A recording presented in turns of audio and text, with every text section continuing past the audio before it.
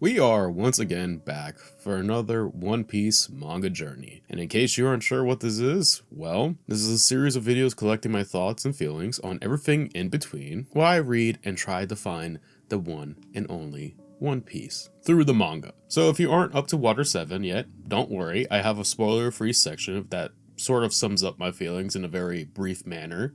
However, after that point, we will go across different subjects, arcs, the little arcs in between, and my overall thoughts that are spoiler stuff. So be warned once we get there. So let's get right into the spoiler-free stuff, shall we? I've said it over and over again that I'm loving this One Piece journey so far. Like, a huge amount. However, when I finished the Sky Island saga, I genuinely didn't think we were going to get better than that saga, and I'm glad to say I was wrong. Water7 takes what One Piece has been doing with its world building and characters and truly somehow makes things better. The only real complaint I have is maybe the start of this. However, even then I thought there were some great moments in there, especially in the end, which, let me say, where I generally felt like, well, this may be it. Of course, there's still like 600 more chapters to go at this particular point, but you gotta get the idea of how I kind of feel about how that ending of the first sub-arc ended. Then there was a non-stop rush of events from a story side of things to each individual characters that every time I went to read, I was locked in and had to be for certain reasons.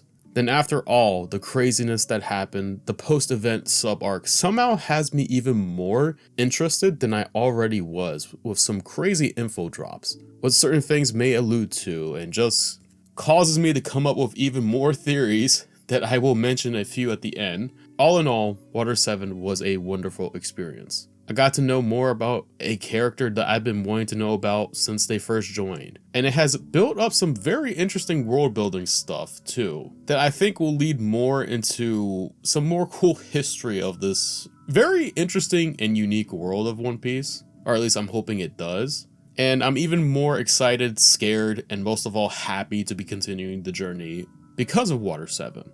Once again, the bar was already high because of the Sky Island, and somehow, someway, Water7 surpassed that bar. Now, will the bar be surpassed again? I can't say for certain.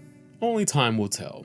Now, this is the end of the spoiler-free section of this arc. If you need to exit this video because you need to, because it's spoilers stuff from here on out, then please do so. And thank you for watching to this particular point. Take care of yourself, and I hope you have a great rest of your day. And for everyone else, let's continue, shall we? Now, if you listen to my spoiler-free stuff, then you probably heard me say that Long Ring, Long Land, or what I was calling it, the Foxy Games, wasn't the start I kind of was hoping for. I still kind of believe that even after sitting down and looking over everything. However, I still do think it has some very good moments here and there. Also, I want to say that maybe the reason why I may not have liked this sub-arc as much, at least the start of it, probably was the transition from Skypiea to here. I think when you have something like Skypiea happen, you need a palate cleanser because of everything that had happened or was going on in that sub-arc. It's kind of more of like the mouthwash sort of thing, right? That stuff aside, Long Ring I think really does set the stage for the events that are going to be following in Water7. Because during the games, the team-ups like Zoro and Sanji were everything I would hope for and more. It was just a nice way to kind of sit back a bit and kind of take things in for a moment. Of course, we know the stakes were high. Losing crew members isn't something I think anyone wants to see happen. However, the way it was portrayed, we both got the ha-ha moments with the very serious moments as well. And I think it was a good balance that it created and was something very good that was done. In the long run, looking back, because boy, there were a few haha moments in the next sub-arc, wink wink. Now speaking of just pure moments that I love, the first one that happens that both surprised me and made me realize that Zoro slowly is becoming more and more of one of my favorite Straw Hat members is the conversation he has with Chopper during the Foxy Games, when Chopper joins Foxy's crew very shortly. This is kind of going to be a little bit of a recurring theme in this arc, where Zoro says what the others aren't really going to say or speak on, whether that's because they don't want to or they're afraid to say something. But I think it kind of speaks volumes about Zoro himself. It kind of puts him in that tier that he is like the vice captain of sorts when Luffy's not around. Of course, he was the first Straw Hat, but he really has done a lot during this particular arc that really makes him stand up on par with Luffy when it comes to being a sub-captain of sorts, right? Luffy, by all means, is soft around the edges when it comes to his own crewmates, which, don't take that the wrong way, it is not really a bad thing, and of course we know what he would do if someone messes with any of his crewmates. However, Zoro fills that void of him being too nice. He gets the point across in a way I don't think is bad. Is it harsh? Yes, but sometimes things need to be said in a harsh way for a point to get across, to really kind of correct things too when they're wrong. And we saw this with Chopper and Zoro. Zoro made sure that Chopper doesn't distract Luffy, but also made Chopper elaborate himself, or kind of think for himself for a bit. In the sense, do you really believe that we can't win this game and get you back? Again, it was one of those really shocking moments that I wasn't expecting to ever really happen, but when it does happen, when things like this happen, it just builds a lot of character depth for whichever character's happening or wherever this character is doing it to. The next kind of highlighted moment I liked was the Luffy and Foxy fight. This fight overall was more of a fun fight, because even when things were looking rough, there wasn't a moment where I thought Luffy was going to lose. And I'm sure I'm not the only one that thought this either. I won't lose a single member of my crew, even if it kills me. Again, I've said it over and over, Luffy is our Straw Hat Captain, and I think he carries what it means to be a pirate captain, specifically for this crew. But I think moments like this really showcase how much he really cares for everyone in the crew, with his whole heart. Then there was the aftermath where he's relieved that he won and was just surrounded by everyone. And I just love this crew, man. I really do. Even though I think this arc or the sub arc is okay, which isn't a bad thing by any means, these moments that I really loved, and when I think back on this journey when it comes near the end, I think I'm gonna come back to like these certain small moments that happened here and grow a new appreciation for them because I kind of did when I went and not reread, but re-looked through Water7 with my notes and stuff like that, where these moments were something that just stick out. They really do. I think they expand on our characters and it's another one of those things where it just feels like this was another turning point for them. The overall thing of the Foxy games, how they played out, I thought was okay. And I was thinking that the long ring was just overall going to be alright if it had ended there. Then Aokiji's introduction happened. I was, kid you not, the meme of the two people on a bus looking at a wall and the other one happily looking at the sunset. That was me. Because on one hand, yay, we may get more Robin lore to kind of piece things together about her, which I've been so desperately wanting to know. On the other hand, you see her reaction to this. This isn't by any means a good introduction from just the way she reacted. Of course, knowing now what I know, I can definitely see why this reaction happened. But at the time, I was like, do you know how much of a horrible person you have to be for her to fall on the ground and basically go into a full panic?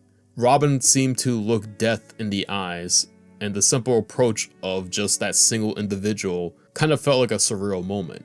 We got to know about the three admirals, which, okay, I thought, well, how do we kind of scale them? And then OKG showed us his powers, and that's when I knew, yeah, we probably need to train some more, because something like this is just not gonna fly with the way we are right now. This could be very, very bad. Then there was kind of the mention of Luffy's grandpa, which I thought was insane because, again, Luffy doesn't talk about his family. So him getting compared to his grandpa, but also Luffy's reaction was very interesting at the time. Also, a sort of side remark that kind of relates to Luffy here and his family. There are two theories that I never have put inside these videos because of certain reasons. One I will be discussing during the Water7 sub arc, while the other one will kind of be towards the end in the theories section, and I kind of will elaborate why they never made it into the videos.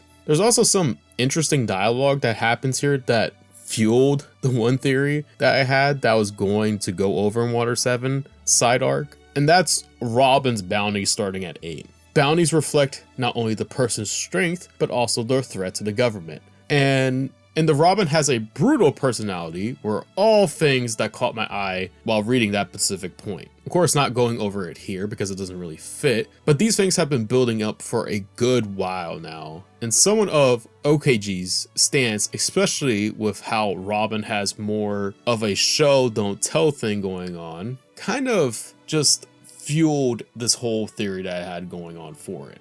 And it doesn't help that Robin has been hiding things from us since her joining us on this crew. There was also the fight of Luffy versus Okoji, which went as well as I thought it would go, to be honest with you. Just goes to show we have a lot to improve on, because every time I think we are near the top of the food chain, someone always appears and takes that spot. Overall, again, for the most part, Long Ring is okay. It had some good moments and laid the foundation of this arc, but that ending section, I think, covered a lot of ground that was missing from it. Overall though, at this point, I was very much interested to see where this goes, and boy did I ever find out. Now for Water7, I'm kind of going to go step by step through the process during the sub arc because of the theory thing I talked about earlier, but also I think it's plays a kind of more important role if I do this so you can understand my thought process as I went through Water7. Starting this arc off, I kind of laughed kind of hard about the train on the sea, because how in the world does this even happen? Am I right? But for real though, that was a good laugh to start the arc, and it's kind of one of those things where you look back and like, dang, I really wish those moments lasted longer in this arc. We also got the introduction of Kokoro, Chimmy, and Gunbi. Was something at the time I don't think I gave much of their appreciation for, because it kind of felt like, oh, okay, these people will just help us transition to the next thing. However, I was kind of wrong about that too as well. However, as this overall arc went on, like I said, they play kind of some of the biggest roles that I think happens in this arc. And we will talk about those when we get there. Then as we head to Water7 and meet the Galley Company, I was blown away. The setting for this location was honestly breathtaking. The idea all around is so cool, and just to be able to like see through this area or kind of like drive through this area is just insane. It's cool. I don't know how else to really say that. Everything about this area was so interesting and unique that I really loved it, and the people's like culture and the way they acted too was just another thing that made this place cool. We also got the introduction of everyone that works in the Galley Company, from Iceberg to the rest of them of Khalifa, Polly, Lucci, and Kaku, and some others. Off rip, I was very weirded out about why they worked with the government to build ships, because I was like, oh, they're going to turn us in. But again, hindsight is always 20/20 when you read something. You get better content through things kind of happening in the past, and you start to see why their motives make sense. But at the time, I was kind of hoping that we kept them at arm's length. Then you guessed it, the CP9 reveal. Again, I've been wanting to learn more about Robin for the longest time, basically since she joined us. But again, that odd feeling hit me. Robin, for the most part, has been the most composed of all of our crewmates. For the most part, we've had when we get to go through the rough times, she's usually the first one to really look cool and kind of was there to help us better understand things and kind of was the brains for a good chunk too. So again, to kind of see her lose that composure over the simple saying was mind-boggling, to put it nicely. The presence of someone and just a simple farce was able to break her down almost right on the spot. And it built up like this really bad gut feeling that either Robin has a darker past than I could have imagined at the time, or was this thing slash group, was it the thing behind her that always made her being the last left of crews that she ever joined? But little did I know what was to come. Her leaving without a real trace spoke a lot more at the time than I first thought, because to this point, Robin has made very interesting side remarks here and there about certain subjects. However, this Robin we have known wouldn't leave without saying something to someone, especially without a good reason. She cares a lot more for our crew than I think she herself realizes at the time, but also doesn't think how much value everyone really had for her, either which way. But again, hindsight is always 20/20 with these things, especially when you're revisiting them. Then there is the unfortunate reveal of the merry-go is never going to sail again. Now, I want to be honest with you all. I think with all my heart, I severely underestimated the merry-go a lot so far on this journey. However, I kind of want to keep this thought piece towards near the end, or well, I assume will be the end or middle of this video. I don't know how long this is going to be, but we will get there. And it's also more relevant for a certain topic that comes up down the road as well. Corgi's introduction was also interesting, I would say. We know Iceberg and them take government contracts, but his coming here was a little too perfect, if you ask me. Then there was the whole Usopp losing the money and Luffy and the rest of the guys to go fight, at the time, Frankie's crew. I think the fight can be very loose here because, let's be honest, this was a very one-sided affair. It's almost a miracle that they weren't more beaten up come the end of this fight, if you ask me. And kind of the next talking point that happens here, I think chapters 331 to 333 are some of my more favorite chapters I've experienced when reading One Piece. And during these specific chapters, my heart was really hurting. Again, I don't want to give my whole talk about Mary till probably the Enies Lobby discussion because of a certain section there. But even then, the Going Merry was a lot more valuable, like I said, than I ever gave credit for. And I'm sorry for never really appreciating it much throughout this journey so far. You can see two sides of the coin here. We have Luffy, who wants to be the king of the pirates, and needs to undoubtedly let go of the Going Merry in order to achieve his dream. And this isn't something he takes little either, because at this point, the merry-go is a crew member. Yeah, it's a ship, but it's more than just that. Then there's also the side of Usopp's point. The merry-go was his home away from home, which we knew Usopp wouldn't say it, but you can imagine someone from where he comes from, or kind of the way he grew up and the person Usopp is, of how he can grow attached to the merry-go. The merry-go for him was something that he was able to feel attached to because it was his home away from home. But I think more so, I think Usopp sees himself inside the merry-go. At this point, I've said it a good few amount of times that Usopp really needs to have more confidence in himself because he has the tools to be something so much more than what he presumes himself to be. But he lets himself second guess himself and just doubt himself in certain situations that backfires on him and maybe sometimes backfires on other people as well. But I think during this specific point with the merry-go and Usopp, I think Usopp really felt like him and the merry-go were one and one, if that makes sense, because they kind of felt like, hey, if the merry-go is useless now and you're going to get rid of it, you might as well get rid of me because, again, Usopp sees himself within the merry-go. So Usopp took the merry-go's quote, imagining this, of being useless and not really usable anymore. He took it like that falls on him as well, which, to be fair, on Usopp's case, you can see it from how he would perceive that, but at the same time, these are two very, very different things. One's an actual person, one's a ship. But again, logic with Usopp sometimes is very vague and borderline sometimes. And again, it kind of feels like, even if Usopp didn't see it that way, he probably felt like, oh, if you guys would abandon the merry-go because it can't sail anymore, right? What is stopping you from abandoning a crew member if they can't serve their purpose anymore? Which I think is I think there's two sides to this, right? Where you can kind of see what Usopp would imply there. With disregarding like somebody if they are found useless and they don't serve a purpose anymore. However, that thought should be almost immediately thrown out the window when you're under the guidance or your captain is Monkey D. Luffy.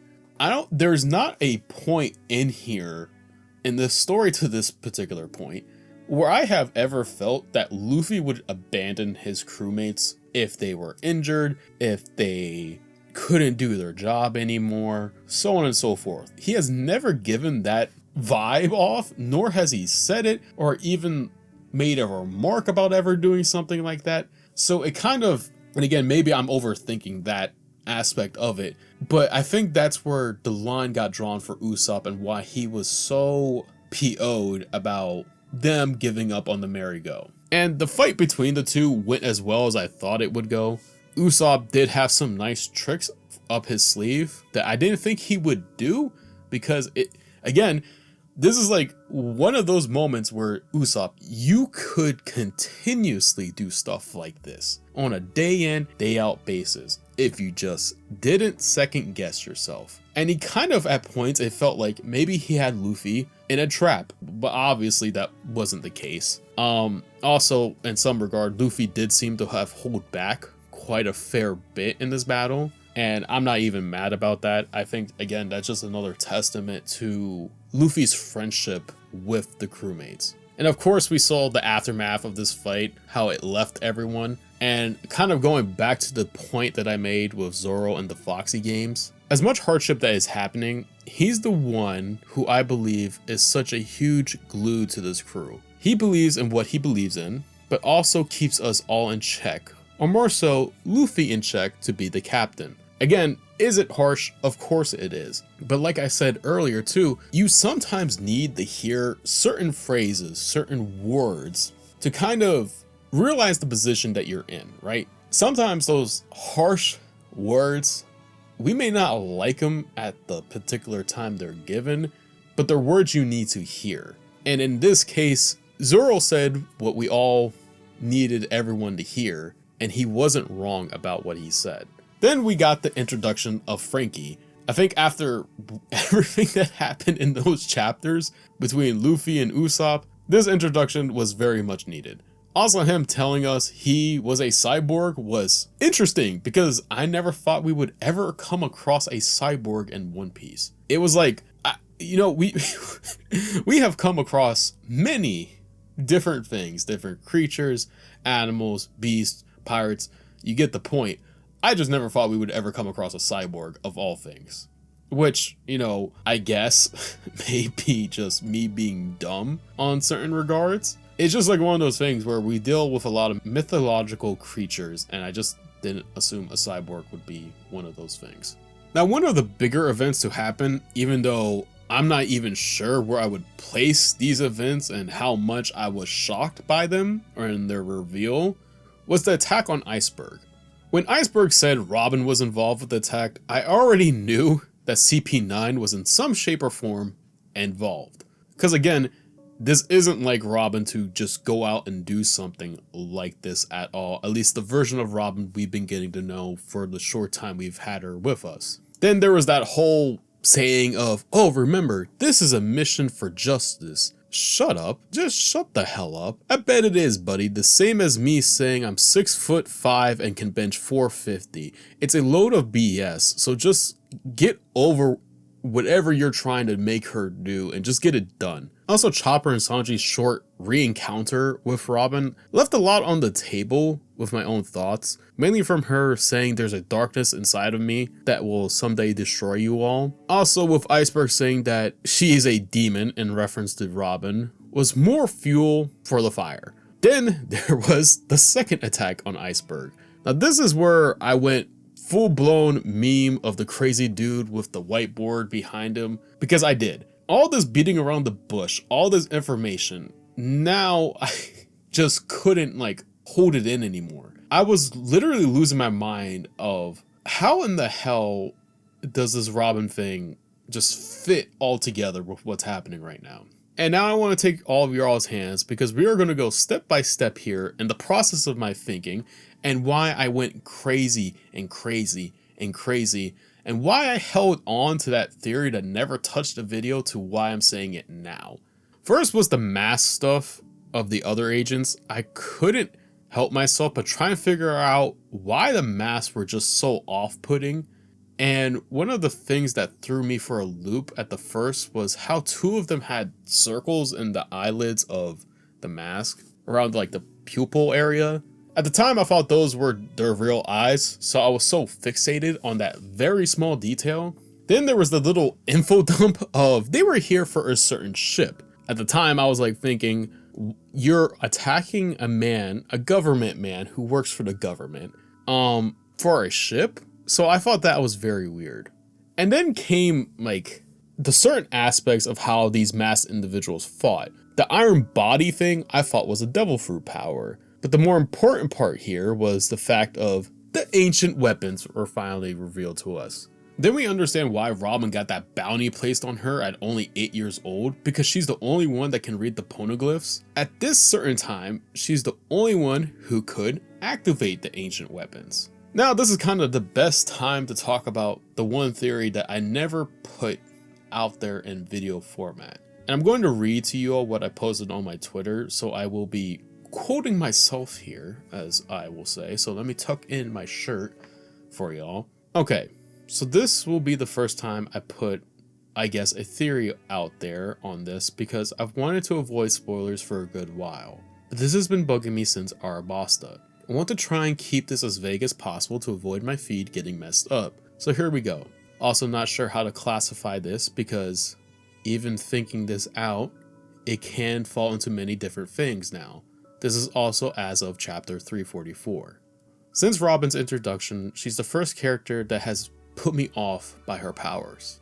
Compared to everyone else we have met to this point. Like, yeah, this is a fantasy story and sometimes things aren't normal when it comes to these things. But Robin's powers are different and odd. The thing that makes her odd is also the way people have referenced her to this point. Brutal personality, this is a demon, etc. Again, if we weren't in One Piece, I think you could toss these comments up to anything depending on the story or whatever it is you were reading. However, we aren't in another story because we have the devil fruits. Devil usually in history, books, games, and almost anything you can think of, more times than not is in reference to the being or certain elements of something. That person fights like a devil, usually in reference to how a person fights obviously, not in the sense of how they look. You're a devil, usually in reference to a character's idea, how they may look, how they may lay out a plan, etc. I kind of hope you're getting this point across, or I hope my point is getting across. Robin has been referenced in both the appearance and the idea of her as a devil-like person. So why is that? The one thing that I think of is her devil fruit powers, or kind of what they are. Till now, they have shown us powers that range from very different things. However, as of chapter 343 and 344, I think the devil fruit powers affect other aspects of people to make them more so, the quote, devils. How they got that, I'm not sure, but the bear fight at the start of 344 made something else click. Also the Vine user. We haven't seen it yet, nor has it been mentioned, but can we consume more than one devil fruit? If we can, this can lead to an appearance that can be warped. Too much of one thing is bad, especially in the way of the devil fruit powers and how they can alter your body in kind of different ways. Also, this kind of made seem like an odd comparison, and not sure how many people will get this. But for example, in Pokemon, the Mega Stones have been documented that yes, Pokemon can use these stones to become better in all aspects of battle. However, the process to go from their base setting to Mega Form is a very painful process that really hurts the Pokemon as they change forms. Could this be the same case as Devil Fruit powers and why Robin gets referenced the way that she does? This will also go back to the government side of things. As of right now, I'm not really sure how I would confirm or deny my Devil Fruit theory as of now, but I think the CP9 group is formed of members with more than one Devil Fruit. The government wants Robin because of what was mentioned in 344 and her understanding of the poneglyphs and the ancient weapons, but could also pass as a member of CP9. Could one of the ancient weapons be a devil fruit and more? I hope they kind of explain why the government has their dirty hands on almost everything. Sorry for misspellings, and if anything that seemed odd. It's been a long 2 days for me. I don't think One Piece was going to cook the way like it did here and deep fry my brain like this. Also, let's see if I'm shooting from Saturn or from the moon. Water7, the arc that you are. And that is the end of the little theory that I put out on my Twitter page. Okay, so I know this may be an odd placement for it, and even now I would agree. However, the reason I wanted here, or more so I wanted to put this out now, is I didn't know how much info more I was going to get. And I kind of wanted to let my thoughts flow out of me, and just, if it was crazy, it was crazy, right? But I just couldn't stand the concept of them keep in subtle details the way they were doing Robin. It just kept bugging the hell out of me. And then, like I said in that little theory too, Robin's powers are very different from everyone else that we have met so far. Like, yeah, you could, like, the only other person that I would say has off-putting powers that we have met is Buggy's. But even then, I don't think Buggy's powers bother me as much as Robin's does to this particular point. So that's kind of why I held out, because I wasn't sure how crazy it sounded, which it's still kind of crazy to say now to a certain extent, but I just couldn't stand seeing all this info dump about Robin and just not say something and get some thoughts out there. Whether they're right or wrong, of course, that's up in the air, sort of, to this point. But also that's kind of the fun aspect of it, is just like, get your ideas out there. Let's have some fun with this. Whether you're right or wrong, let's see what happens. And then, of course, we quickly find out that this was an inside job for CP9. And the CPA9 agents were, Lucci, Kaku, Khalifa, and Bluno. Also, that Frankie is the other disciple of Tom and has the ancient weapon blueprints of the ship that they were looking for. So the comment of why they're here for a ship finally makes sense. And this changed things up so quickly, it's not even funny. It also didn't help during this mess that Luffy and the crew jumped in to try and get Robin back, then finding out those powers, like the iron body thing, weren't actually devil fruit powers, they're called the 6 powers, was a nail in my heart. My theory, poof, like thus. I did, however, almost lose my mind when Lucci started to change, but then that was a devil fruit power, so yeah, I was very interested in how different devil fruit powers affected people, and kind of even more interested to see how they all really work now at this particular point. The next part we get also of Usopp and Frankie talking is very interesting. Clapbardaman is such a cool concept to me because I've said a few times that I really love learning about fictional worlds' histories and stuff, and just history in general. And not only does this add a lot to the story, but also makes things, in my opinion, more interesting to kind of learn about in the world of One Piece. Now, there is also something I want to bring up because now I can mention it. But another thing I think Usopp didn't want to let go of the Going Merry was because he was hearing and seeing Clapbardaman, and it led him to believe that the Going Merry was an actual person instead of being a ship. At least that's what I believe was the other reason why Usopp was so distraught about letting the Going Merry go. Also, side annotation here, because I've realized I've gone on a tangent for quite a while now. As you all know, I'm awful with names, so I mispronounce names.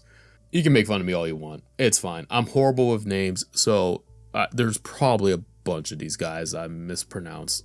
So make fun of me all you want. I know I'm awful with them.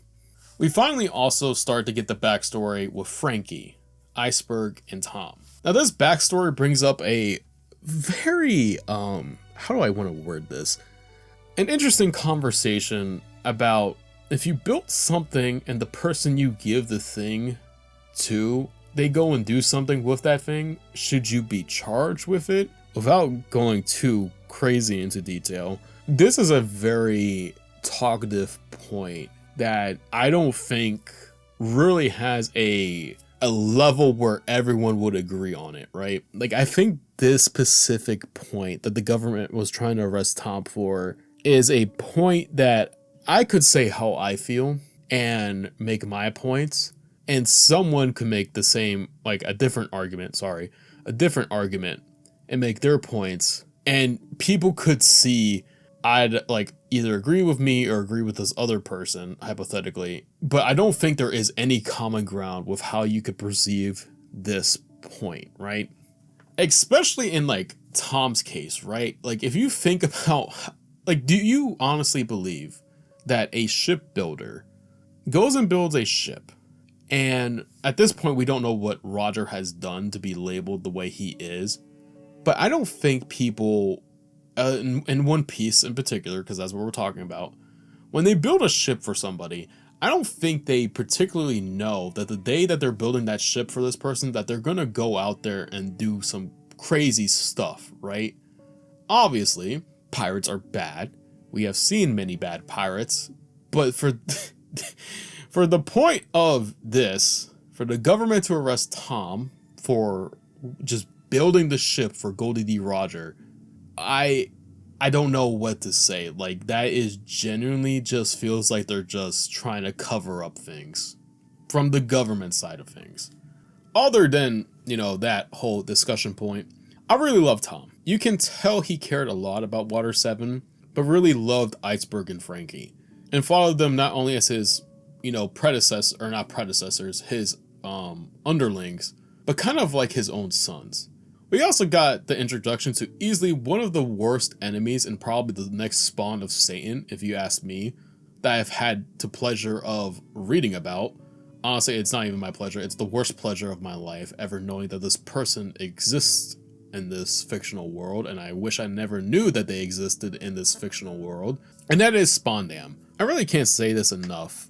I really hated him in this backstory, but my hatred for this person only grew more and more as this arc went on. Then again, we got hit with another Robin thing, which at this point I thought I was going to go mad, because generally, what in the world is going on here? We just keep getting things about her without her even like talking about anything. It feels like everyone in this world knows who Robin is besides us at this point. It was generally driving me crazy. And I can't say this enough. I don't know how people read this week to week or bi-weekly whenever you read One Piece as it was coming out, because I would generally just go crazy doing this week to week. If I was at this particular point, I would generally go crazy, because like I feel like every time you get these hints, you get these like info dumps, you get like this lore, I generally would just start tweaking like at everything. I would I don't even know what I would do. I would be banging my head for a straight week trying to figure out what's happening next. And sometimes you don't even get that information the following week. Sometimes it takes like months for you to get that information. So if you're somehow one of those people that have been reading One Piece week to week from like maybe even Skypiea, I applaud you. I don't know how you do it or how you did it, because this stuff generally was making me bang my head trying to figure out what are all these info dumps they're trying to allude to. What are they trying to tell us?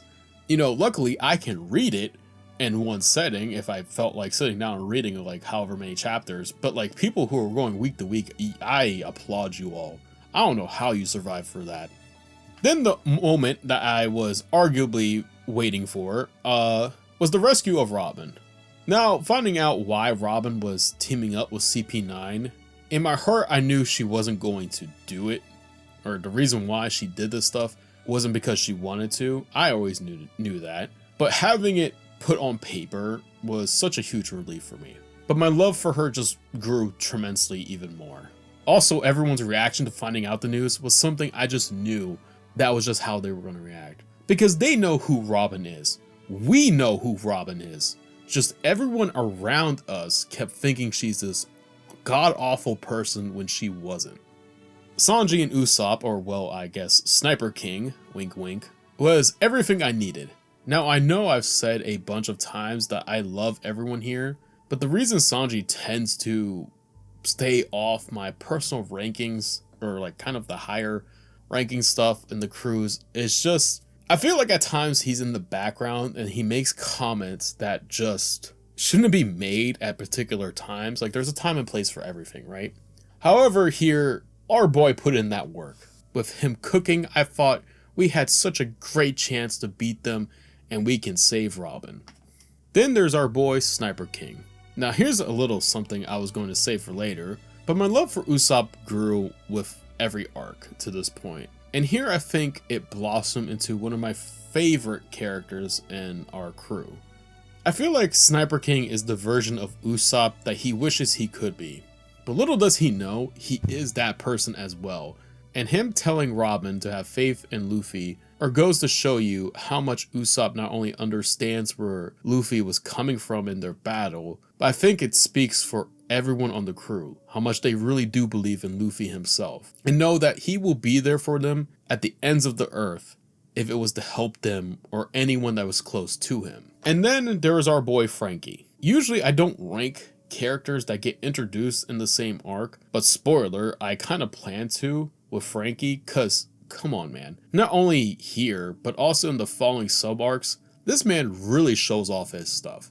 Him being able to hold his own against CP9 members really goes to show that he is a one of one. But not only that, I haven't really talked about it, he's really just a good person in general. Now even though he's a cyborg, he really got a heart in there, man. Him telling Robin that existence isn't a crime is what sold me. Not only for other reasons, but it's kind of one of those things where you can tell that Frankie knows what to say to people. And it was one of those things that I think Robin really needed to hear at that particular time, especially with the way the events were playing out. Because clearly the idea of just living has been bothering Robin for a lot during this arc. To this point, which, spoiler, we are going to be talking about that in lobby. But Frankie, I love you. You were able to say what we were all thinking about when it came to Robin, and you were there for her when she needed someone the most. Unfortunately for my sanity, we are now about to enter Enies Lobby, which we get to meet the rest of the CP9 members, but I also saw how the rest of the crew steamrolled their way right behind everyone to catch up to Robin and the rest. Water7 was truly a ride I wasn't expecting, but in the end was something I loved a lot.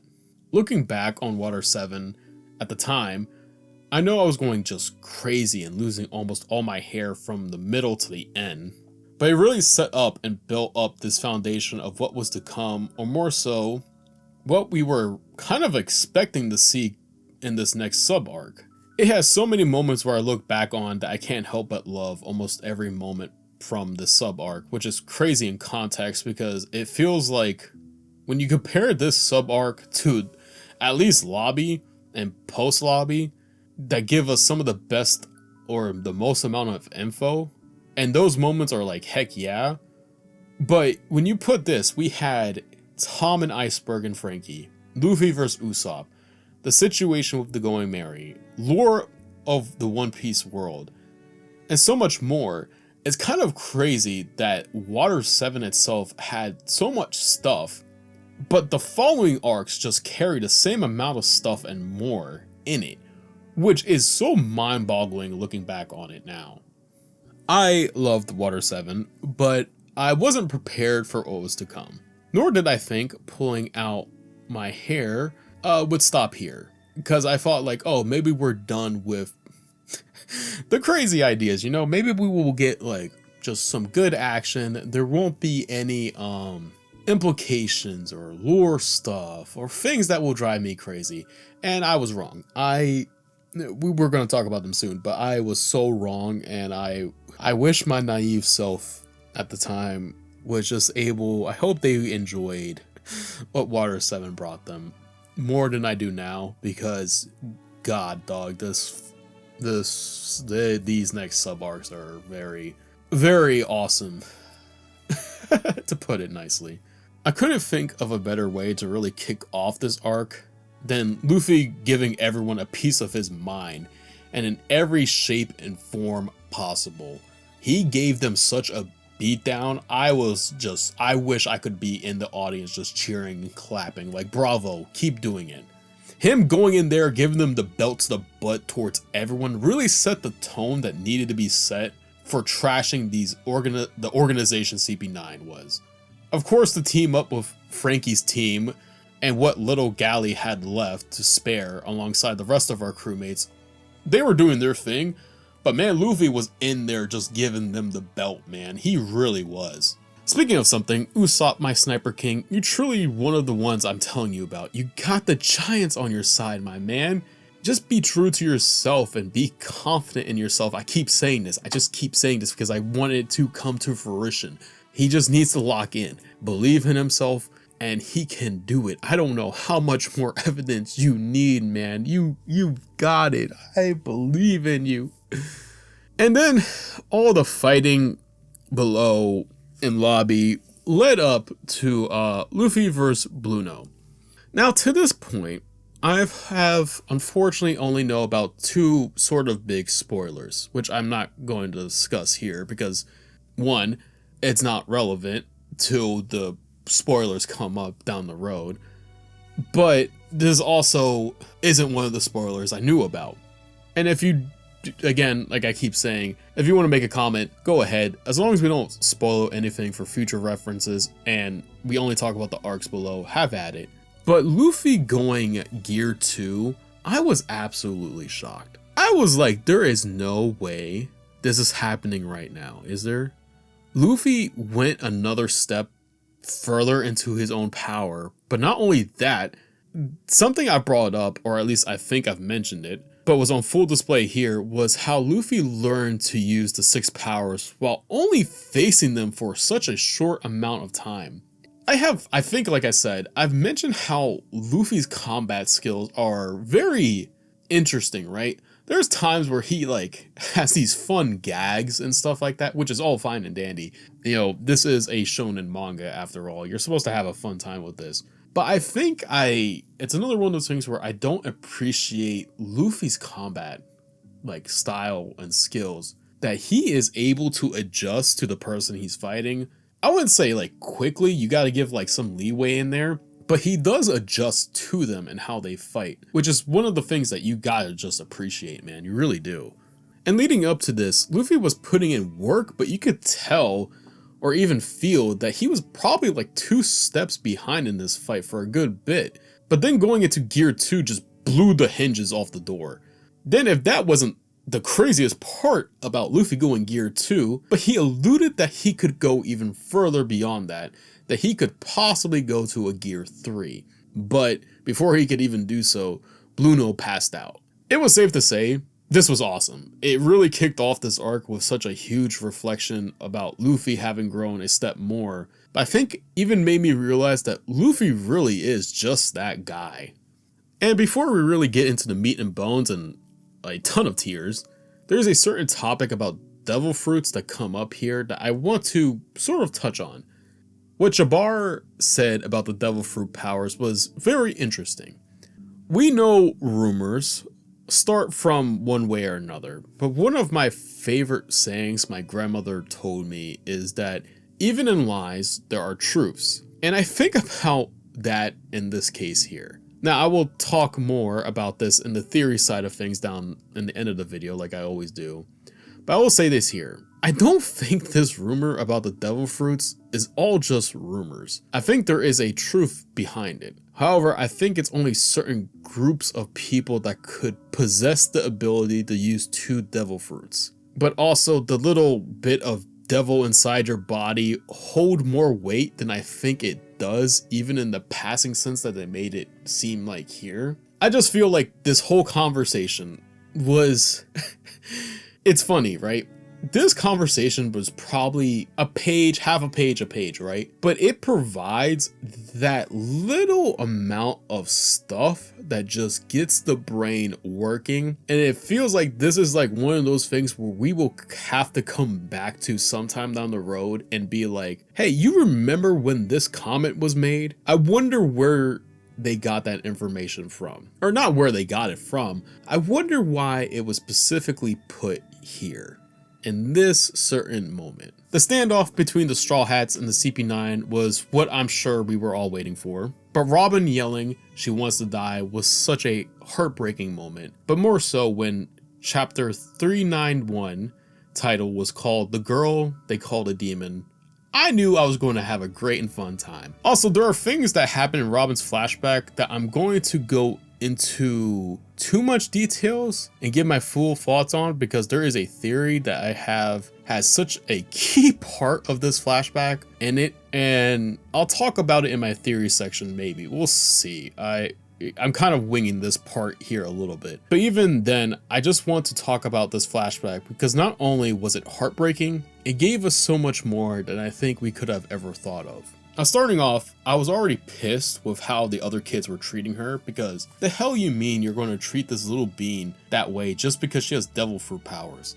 Not only that, the villagers in this place and even her relatives were treating her awful. And I'm like thinking to myself, what is wrong with all you people? Like, come on, man. I've gotten angry a lot reading One Piece in the sense of how people get treated in here, because that stuff really does get under my skin. But having people of your own flesh and blood is just enough to make my blood boil like a teapot. And this is one of the moments where I'm looking back on this, and even though this situation isn't the best when it goes down, I'm so glad she found the Straw Hats. I really am. We always knew Robin was a smart cookie, but her being able to achieve of being an archaeologist at her young age is a feat I was so proud to see her do. And this isn't even my own kid, man. Like, I was just so happy that she was able to achieve something at such a small age. Then there's Saul, who we will touch on in certain aspects of him here, but also some in my theory section as well.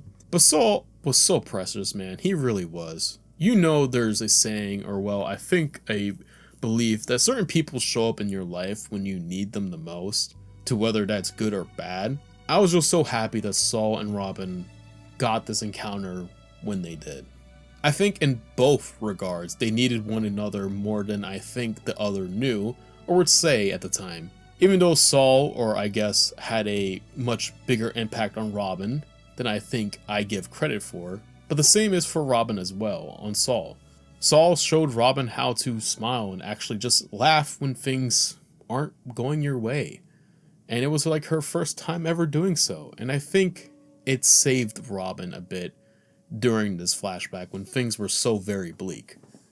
But also, I think with everything that happens, you know, obviously, as we continue this, I do think this interactions with Saul is kind of what Robin held on to as well, to continue to live. And obviously, I don't like talking about these things because, one, we don't know, but I can only imagine what would happen to Robin if she just never met Saul. And I'm just so thankful for that. I really do think if this interaction were to never happen, I really don't think Robin would be at the sea today with the bounty. And I'm just so grateful for Saul because he's such a quirky guy. He doesn't care who's watching, what other people think of your laugh, and clearly you're a good person, so just be you. And I'm just glad we get characters like this, even if it's so shortly lived. I loved it.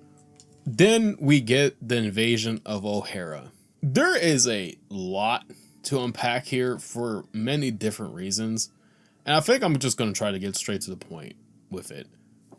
First off, Robin meeting her own mother again. I've gotten a good soft spot over my years, and I joke about it a lot, but I think I had tears during this interaction, man. Like, I like to joke and be like, I'm not crying, there's just an onion in the room. But it genuinely was a very heart-wrenching moment when we got this interaction again between Robin and her mother. I was just devastated. I think that's like the only thing I can really describe it. It was just devastating to read. It was devastating to see these two rekindle and reunite. Even though the situations are freaking awful, man.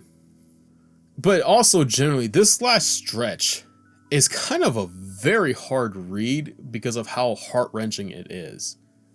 Just from the simple fact of Robin couldn't even recognize her own mother because of how long it's been. And then them rekindling, like I said, was just so heartbreaking.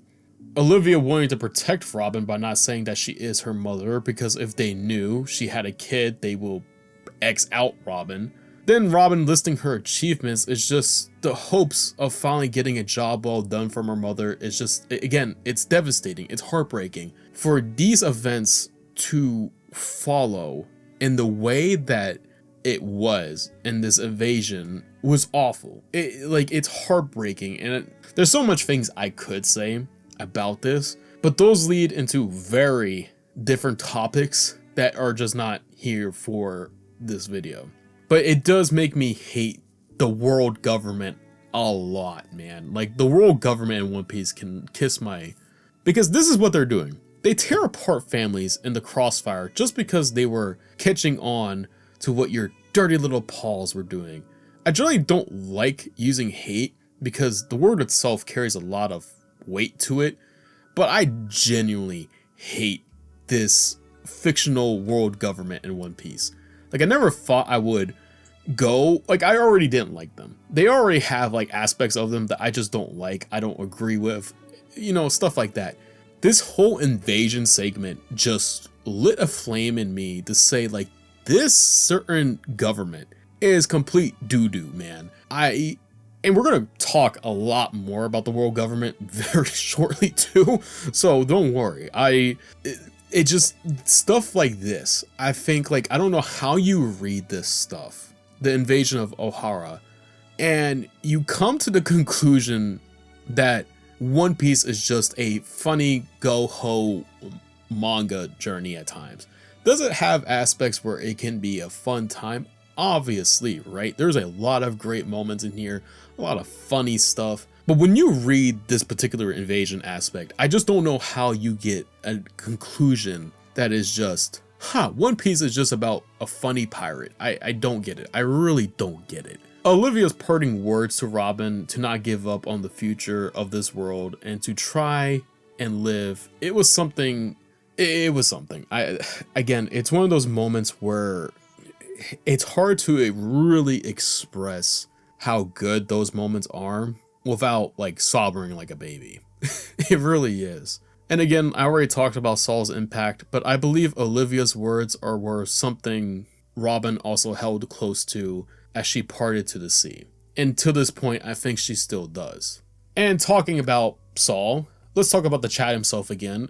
Now, if you ask me if he passed, I would say yes. I think any sensible person would see how Ohara was done and would say the same thing. However, there is a part of me, like I guess a 1% chance that he lived, and even if he did, I would like to know how, because when you see how this invasion just ends up playing out, it's awful.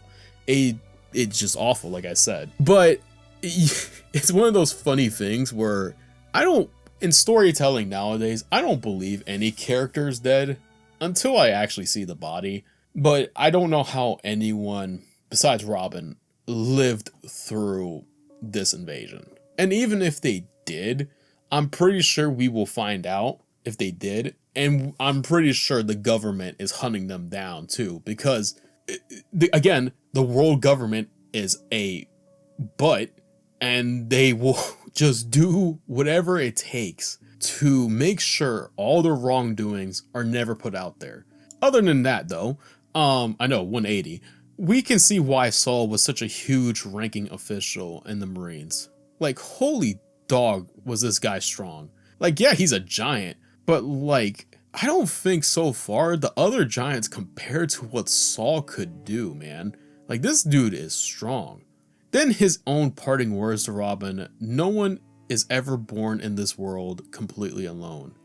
Olivia and Saul's impact needs to be a case study, man, I'm telling you. Because I'm telling you, if Robin hadn't met with Saul when he first showed up, I really don't think Robin would be here today. Both Saul and Olivia gave something to Robin that allowed her to believe that maybe it's okay to live. The meeting the Straw Hats showed her living isn't a crime that the world government made it out to seem. To her specifically. She offers so much to the world, and for it to come full circle to losing it all, to now having a new place to call home, was beautiful. Okay, now, this is going to be really contradictory and kind of funny. I mentioned how I was gonna probably save this to like the theory section, but I genuinely can't. I'm gonna put my little tinfoil cap on here, and we're gonna talk about something real quick because this aspect really, really boggles my mind. The Robin stuff obviously was nagging me for a good while, but this stuff that I'm about to talk about, ever since I read about it, and even the following days after reading it, I genuinely I couldn't stop thinking about it. And if you can't tell what it is, it's the kingdom. Now there is going to be a split here, I think, maybe. I don't know how I'm going to do this because I kind of want to leave some of it in the theory section, but at the same time, I really want to just talk about this. So I'm just going to like let it flow out and we're going to see where it goes. First things first, I love this type of world building and have been loving it. I think it adds value to the world of One Piece, and it's one of those things that make sense in this world. Sometimes stories just add things to add things, and it makes it feel weird, but I don't have that feeling here with this kingdom in particular because of the things that were established beforehand. Like, we know One Piece is not shying away from doing these sort of things, right? Now, however, knowing what I know now with the information we have gotten and what we got here, easily the kingdom is more than face value, I believe. First, the poneglyphs themselves, we aren't able to do any sort of damage to them to change their text and what they may say or read about. It's very odd, but not as odd as now, because I think for some reason, not thinking about this beforehand, is how did they get to the locations they are at now? This is very odd, even with the professor assuming the reason their existence is because they knew of the world government coming for them. But this begs the question, why? Of course we know of the ancient weapons of the world that are tangled with the language of the poneglyphs. But even then, the professor was listing all this information, all this evidence that the world government is a very evil group of people, but they didn't decide to shoot him till he was about to name the kingdom itself. And again, it begs the question, why? And I think this is where the whole tinfoil cap is about to play out here. So you're all gonna like listen to this, and for the people that have read One Piece and are up to date, you can call me crazy. I don't care. But this this generally is just a very interesting thing. Because from a relative point of view, the 100-year void makes no sense from the world government point of view. In any sensible person's head, if you were to see a history book and see 100 years is missing, wouldn't you question it like anything at all? Of course, we could talk about like how government can construct your way of getting and obtaining history, and we can go into that sort of thing, right? But the thing of it is, this world government isn't restricting what people can find out about history, but we do know that there is a 100-year void in there. So why don't more people question that aspect of it? Then not only that, the world government is formed at the very end of the void. And I guess from what I'm trying to say is, one, how can, again, people not see that the world government is hiding something in this particular void? But two, I think someone within the Five Elders stopped from this being covered up in the hopes that someone someday would figure it out, which I'm going to touch more hopefully here soon. I just need to get these few aspects played out first to kind of build up a point. Whether we get a good point or not, that's up for debate. Now, what happened in this void, it's hard to say what happens, right? We don't know. But I think with the information we have, kind of more so theorized about what we can think about here, right? And obviously, I'm not 100% sure on this. Obviously, we probably will learn things, I hope, as the story continues. But something just isn't right with this. A single kingdom doesn't become the home of a large-scale wipe-up in history unless it's the home of something or someone very dangerous, or, and this is a big or, they know something. Could it be what we are calling the One Piece? Could the actual One Piece be in this kingdom? Which I have said maybe the One Piece is a devil fruit that has some sort of special power. If that's the case, why not take it into your own hands? Have control over it and use it. Unless they have, but I don't think they have done this, over the simple fact of them still trying to hide this particular kingdom from history. Then this leads to another question. The effort to do this is another huge why.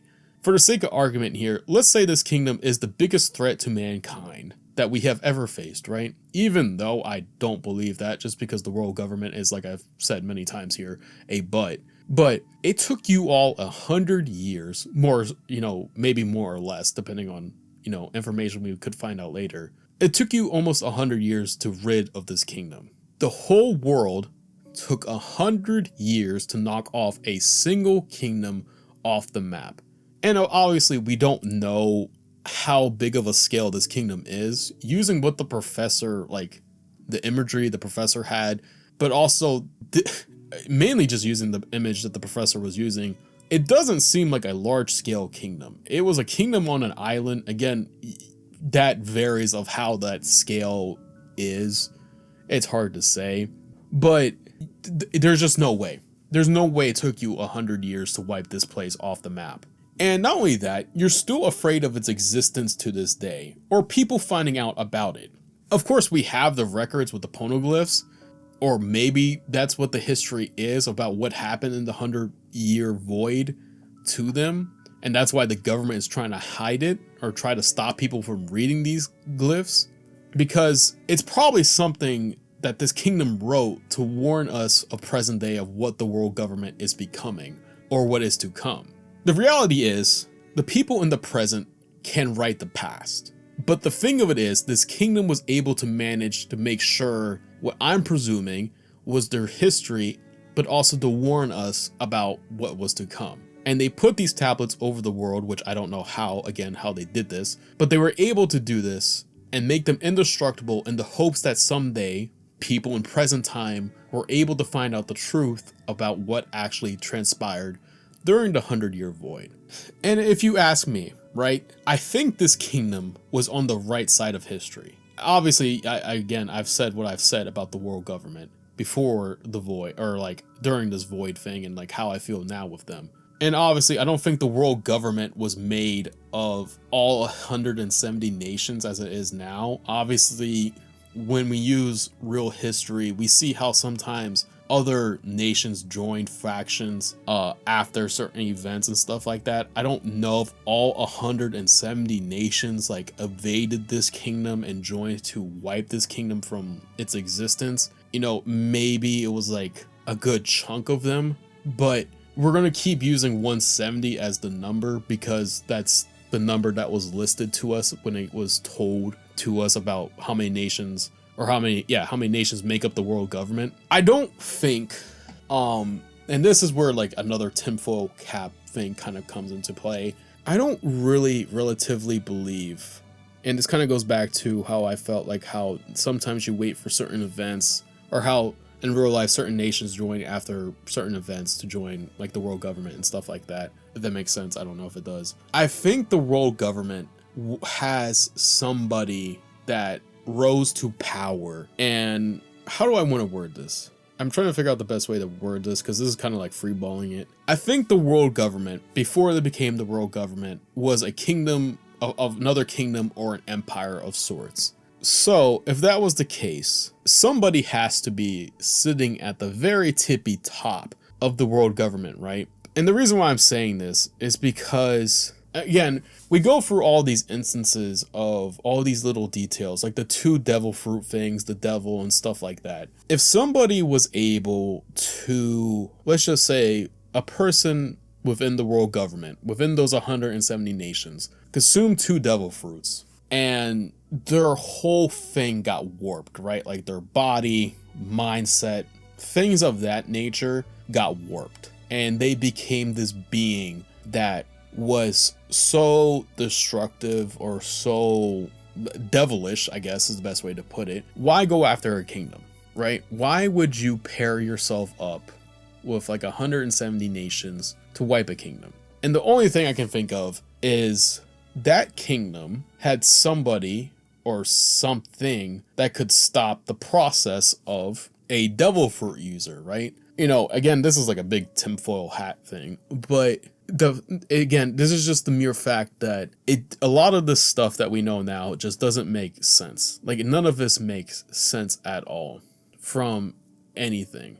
And it would explain why the world government became a thing after the void. You know, obviously a huge battle came to be. The world government's clearly trying to rid the truth of what they did, what transpired to these events, and maybe even who, and this is going to get really tinfoil hat, is who's actually in charge of the world in One Piece. So again, this kind of radiates this really tinfoil thing, because I keep saying this.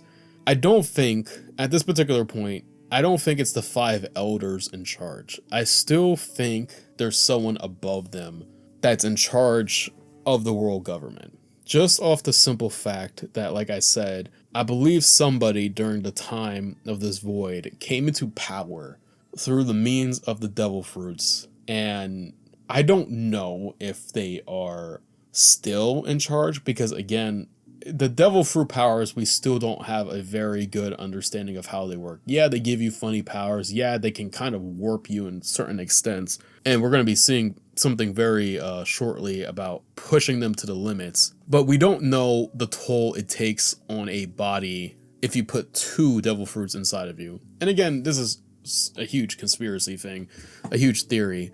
But I guess to summarize, I think the world government, I think one of the 5 elders is purposely trying to make sure that the glyphs stay intact in the hopes that we, the people, can decipher them one day and figure out how to stop who I am presuming at this particular time to be the one in charge of the world right now.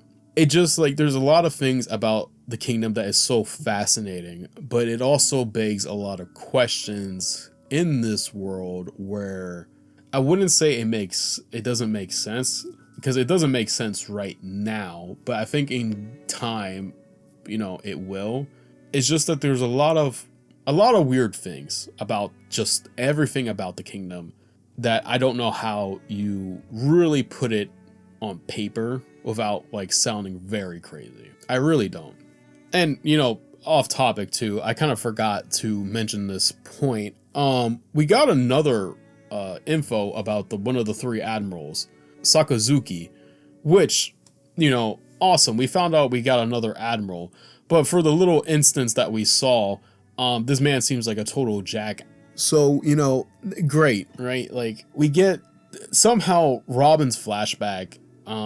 It was something I was waiting for a good while now. I got to see how she works about things. We got to see how basically Robin became Robin. It was one of the more heartbreaking things I think I've had to read about in a good while now, or I've been really sad about it while reading it. But it gave us so much information, man, and that little flashback too that continues to boggle my mind. It really does.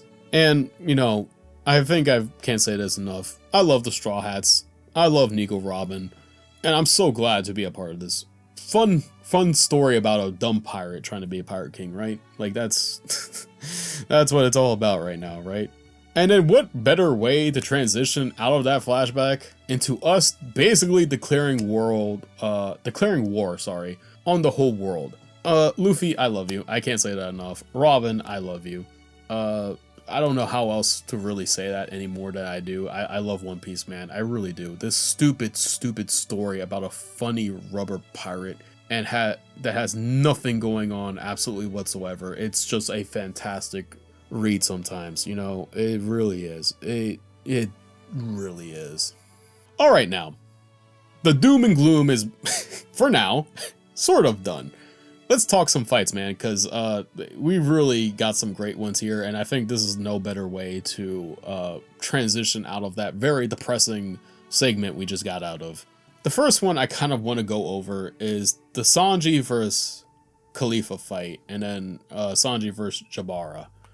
I want to start by saying this because I think it's important. I think morals are a very good thing to have. I think we all need them in order to get through life. And Sanji's one without hitting women is a very fair and just a normal moral I think people should just have.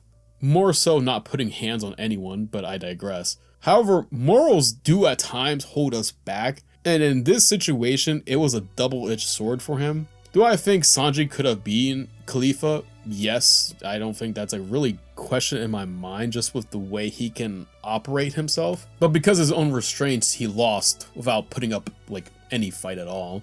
And this is where I have an issue with this fight, because if he had no plans to lay his hands on her, which again I think is very admirable, and again in normal circumstances, no one should put hands on anybody.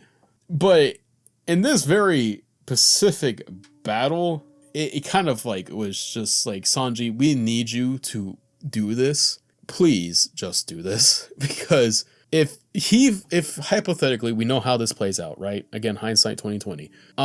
If he would have if this was any other time, this could have backfired very badly on us, because these people aren't playing.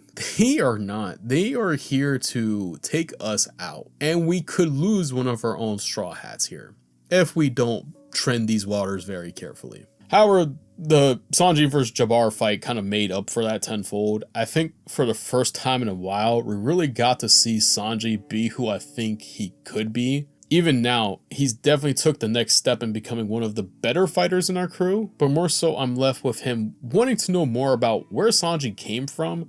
Obviously, we know a bit and pieces of his younger years, but where is he from originally? Because his fighting abilities, the way he can kick, it's abnormal. This just begs the question of, maybe we don't know a lot about Sanji than I think we thought we did. Frankie vs. Kuru is the next one I want to talk about. I think for this one, I didn't have a question whatsoever if Frankie could win or not, but more so of how he was going to go about it. Seeing how Frankie himself uses his own body, but also really makes me think about how somewhat refreshing his fighting is in a weird sense. Usually we get a lot of like fist fights and alongside our crewmates and stuff like that, and team ups, but Frankie held himself to his own for a very good portion of this fight, and it was kind of a nice recharge when it happened while everything else was transpiring. The next one I want to go over is Nami versus Khalifa. I love this for Nami because I think, or at least I hope, this is a turning point for her when it comes to combat. She, by no means, is just some lass with a baton. She's intelligent and can fight. Not only that, her weather baton fits her so well. Like, if there was anyone in this group that could somehow use the weather to their advantage, it would be Nami. It just fits her so well. And the ways that she is able to use it, I don't think anyone else would find a way to use it the way she does. I hope we get to see more of her in fights. I hope we get to see her use the weather more in fights, because I think that was such an interesting concept to do. And I think it like adds so many other layers to her battles if she were to do them, because I could see using ice and whatnot by creating a miracle of mist was just something I'd never thought would happen, but she's able to do it. So it's just another, again, interesting. It's very interesting. Next is Zoro vs. Katu. Elephant in the room. Yes, I know Usopp was here. Yes, Zoro and Usopp teaming up for the short time they did was very funny and honestly a good palate cleanser from everything we had to deal with to that particular point. But there is going to be another section for Usopp soon, so just wait on that. All of these fights, I've been impressed with how much growth and battle our crew has come. But for Zoro, I can't help with being more and more impressed than I ever was before. I think it's safe to say after this arc, I can say without a fear and a doubt that Zoro is our second in command, because of how much he holds Luffy up to the standard he needs to set, but also how he holds the other Straw Hats in place when it's needed. But now I think he has taken a level deeper on the fighting side of things. He was able to hold Usopp and use him in a way to help not only him, but save their butt. But I feel like we've just never seen this version of Zoro before, and I'm just so happy we did. I think also like Zoro started to separate himself combat-wise from the rest of our crew here. And I think this may be a hot take, is that if Luffy didn't go Gear 2, I think Zoro would be there right next to him. But, you know, obviously Luffy went Gear 2, and now, again, Luffy just took another step forward, but, you know, Zoro did as well.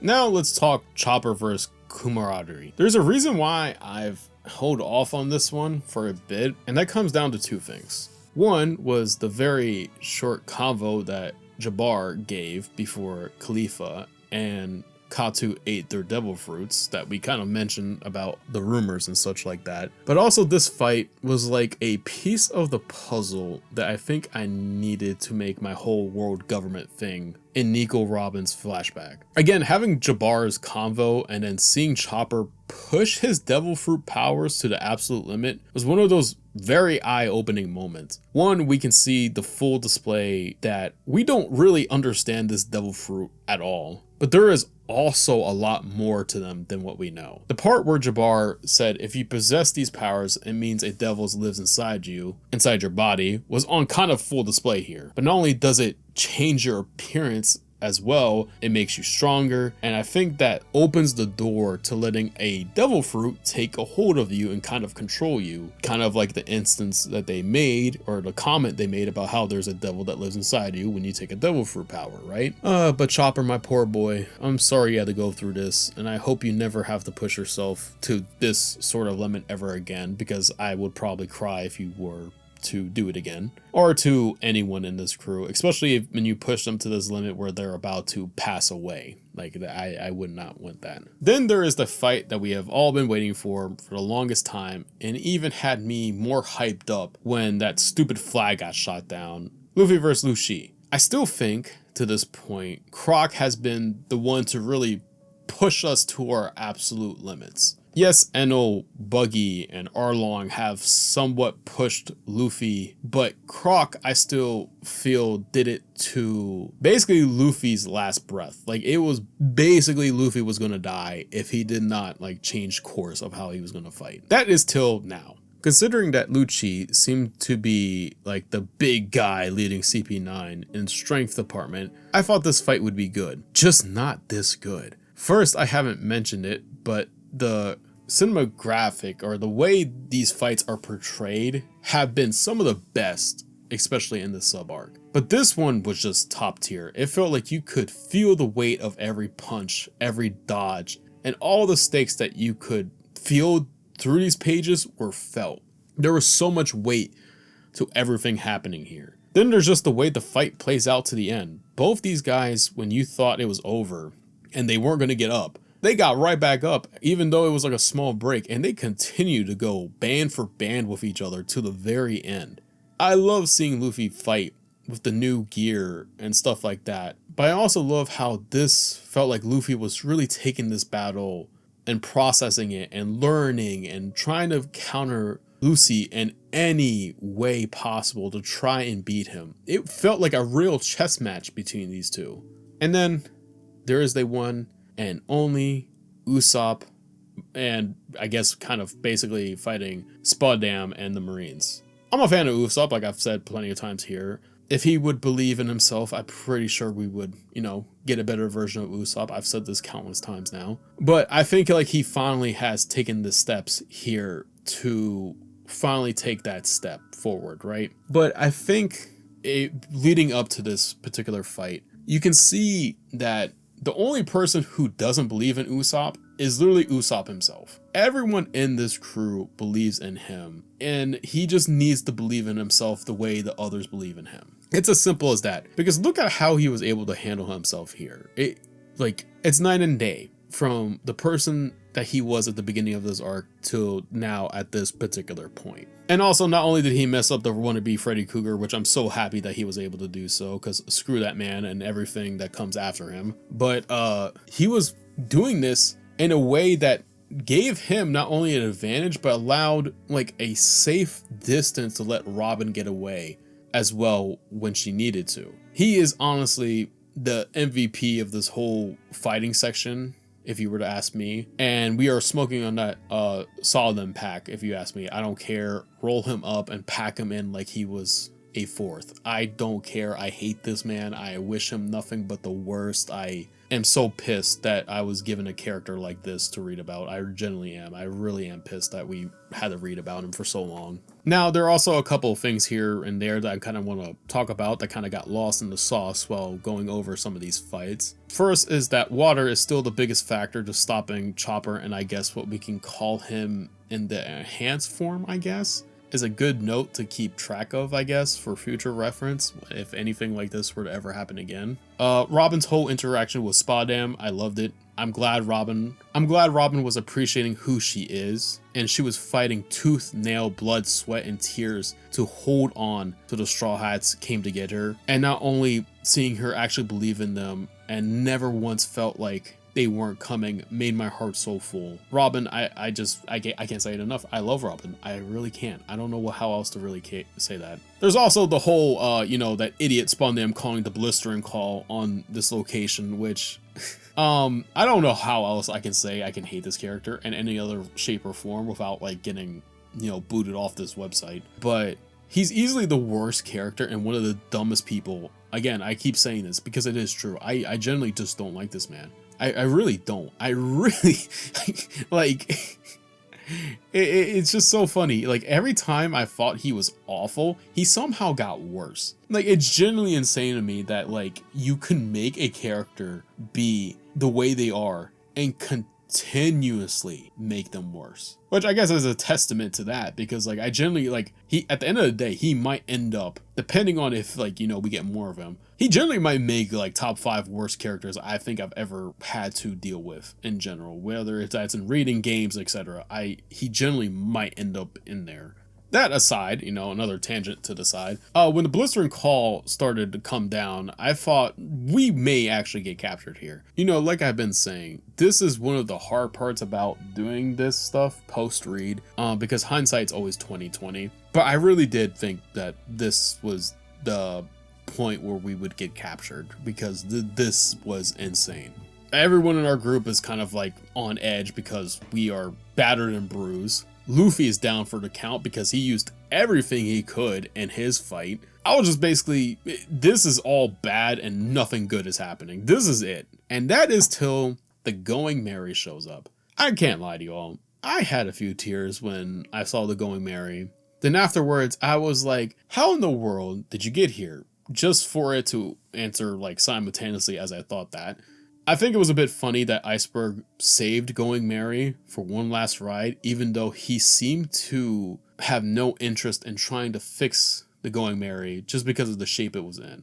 So I'm glad he was able to fix it. And again, another one of those awesome moments we got. Now, I think it's about time we do talk about the Going Merry, unfortunately. I think the way Merry went out, or the send-off, that it was what we could have wished for from it. But it was just reminding me how much I just didn't appreciate it when we had Going Merry.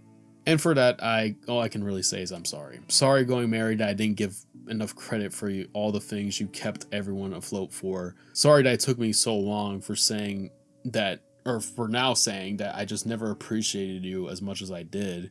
But the Going Merry clearly was a Straw Hat, and it truly felt like we lost a pirate crew member here in this final moments. The Going Merry represented a lot more than just adventures. It was a home. It was a place for second chances, and it was something we loved, even though Merry wouldn't be going with us anymore on this journey. And I'm so glad the send-off was like this. I think it was a well-deserved one, and I don't care what ship came next. At this point, no one was going to replace the Going Merry. No one was. Enies Lobby gave me a whole lot more than I could have ever anticipated. I learned about Robin, who I've been wanting to learn more about since she joined. It gave me some crazy ideas to think on that I hope may be true, because I may need to go to a psych ward if they're not, because of how crazy I may be sounding with them. It gave us battles that I think put us on the next stage in both character development, but also in a battle standpoint when it comes to fighting. It made me appreciate the Going Merry and fall in love with this crew somehow even more, which again, I I don't know how that's even possible, but I just keep falling in love with these guys more and more and more. If you couldn't tell by this huge amount of rambling, I don't even know how long this section will be. I can't stress it enough, but I love this part. I loved Lobby. And again, I can't say this enough either. I'm just so happy to continue to be reading One Piece. It's such a fun time that I just enjoy it. I really do. You know, after getting all the crazy stuff we went through, I didn't think it could get much more crazier, right? Well, I was wrong. And somehow 10 chapters packed a whole lot more than what I was bargaining for. Also, I'm just gonna go in the order of how these events transpired, because for me, in my little brain, it kind of makes the most sense here, since the way these things transpired is probably the best way to depict them. First, we finally meet Luffy's granddad, Garp. If you didn't think things could any be more funny or crazy, this man is the vice admiral. The funny thing is, in retrospect, I don't think finding out who Luffy's granddad is during this whole section is the craziest part, but I think that goes to us finding out that Luffy's father is Dragon, and that Gramps here gives us some interesting information. The man we met for such a short second at Lodge Town now, I think it's funny that in passing by Garp mentions that Dragon sent Luffy off in Large Town, which again, that's kind of a funny sentiment, but I guess it kind of makes sense that we kind of find out that Dragon is like the world's worst person somehow. And at this particular point, I'm just thinking to myself, dog, this family is just insane. They genuinely are insane. Like, how many monsters are in this family? Like, you're gonna be telling me next that like Luffy's mother is like a queen of like monsters or something, dog, at this particular point. Because every time we meet, like, oh, Luffy's crazy enough. Garp being a vice admiral is insane. Luffy's dad is the leader of like the organization that the world government wants to destroy, like the revolutionaries. Like, what is this family? What is this family tree? Like, it's insane. It genuinely is insane. The next kind of interesting thing that Garp tells us about is the four emperors. Now, as it stands here, I would rather be on the side of the four emperors, because I don't trust anything the world government's got going on. But also, even though we just got little details and have, you know, little bits of information about them, Shanks being involved with them is enough to sell me on them, right? If Shanks is there, he's fighting a good fight, I have no problems with trusting them and stuff like that. And we more so know, or I guess, you know, we see Whitebeard is also a part of this group of individuals. Then we have two more, which from their silhouettes, I'm not really sure if we've met them yet. I could be completely wrong. I did not want to look this up because of spoilers, but going by the silhouettes, I don't think we recognize the other two. Like, we saw Shanks, we saw Whitebeard, but I just can't put the other two to a person. So I don't know if we've met them, and if we did, you know, I guess let me know. But I did not look up to see if we met them, because I just didn't. Again, I'm avoiding spoilers like the plague, and again, I've only known about two, and I want to keep it as low as possible to these just two spoilers that I know. And again, obviously, I kind of want more details about these individuals, because again, it's another fascinating aspect of this story, and I hope we get more about this. And obviously, I can't like just go past this. I love seeing Kobe again. Like, oh yeah, hello Bo too, I guess. But Kobe, my sweet boy, it's crazy to see how much you have grown since a short amount of time we've been away from you. Not only physically, but it also seems mentally as well. He's more refined and isn't afraid to speak most of what's on his mind, but he's confident in himself, which I really loved. I love this growth from when we last saw him to now. I think it's very good. And then also with Garp taking him in, it's very interesting that maybe he sees something in Kobe that Kobe doesn't see in himself yet. And again, I think this is just another testament to how I love the impact of Luffy is just having on everybody he meets. I love our captain so much. I love him so dearly. Now, I know this is going to be kind of a little out of place on how the arc went, but since I brought him up, might as well talk about him. That Dragon himself, from the little bit we saw and we are seeing what he's doing and working on, I think there are two sides of the coin with him and his organization where like, yeah, sure, you're freeing people, but how are you doing it? And are you leaving a path of destruction in the way where like, you're freeing these people, but is there any way for these people to rebuild and better themselves? Or are you just like destroying things and like, here guys, I freed you, and then here's like destroyed like town and stuff like that you got to rebuild. We're not leaving you no supplies, you know, stuff like that. I kind of hope we touch base on like how this whole thing is transpiring and stuff like that. And then there's also that very odd saying that he left us with: a will such as yours with a chance and considerance to make people question the world. I feel like this is up in the air at this time, what he kind of means about this. Does he mean that his son has something hidden in him that could change fate? Or does he believe that he will be the one to lead the next era of pirates? I'm not really sure. I mean, obviously, I think like Luffy is going to lead the next era of pirates. How that transpires, I don't know. And also, again, dragons undertales, well, that sounded weird, but the under like statements or like the little between the lines that dragon leaves us with is just like, you know, I feel like there's more to those words than I think I can give credit or like talk about right now. Now, I think is a very interesting time to talk about the meeting between Whitebeard and Shanks. First, it's kind of insane to see how strong these two are. Not only are they strong in their current state, imagine if they were at full capacity here. Shanks with both arms and Whitebeard not beaten up. I can only imagine like how strong these two are at full strength. And I think that's a testament to also how the other two emperors could be on full display.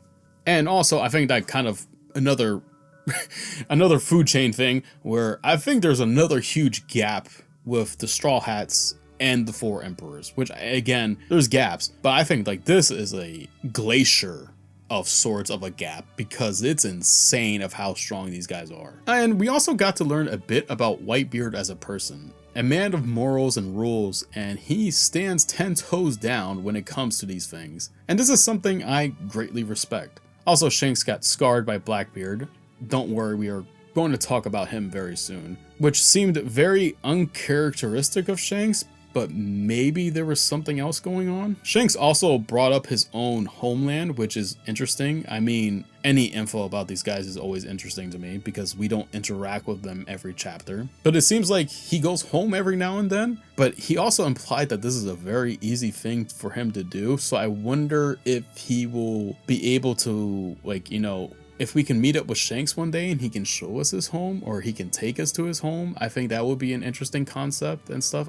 Again, anything we get from these guys is just interesting because we just don't interact with them every single chapter. Then there's that last bit of info that really got was Buggy and Shanks were crew members on Roger's ship. Now, I'm sure I'm remembering right, even with the notes I have. We knew that Buggy and Shanks were crewmates and stuff, but we didn't know what crew they were a part of to this point. Now, not only that, they were there the day Roger was sent to the next life, and that's where they split up. Now, this was interesting because it makes me very curious if Roger ever told them what the One Piece was. Because if he did, that would explain maybe why they have split up that day Roger passed. Both of these gentlemen have different personalities, so I can only imagine their way of going and getting the One Piece. But maybe also they have their own goals first. They set out to do on their own journey, and maybe they have different ways of getting to One Piece itself. This again was a kind of a very short section, but provided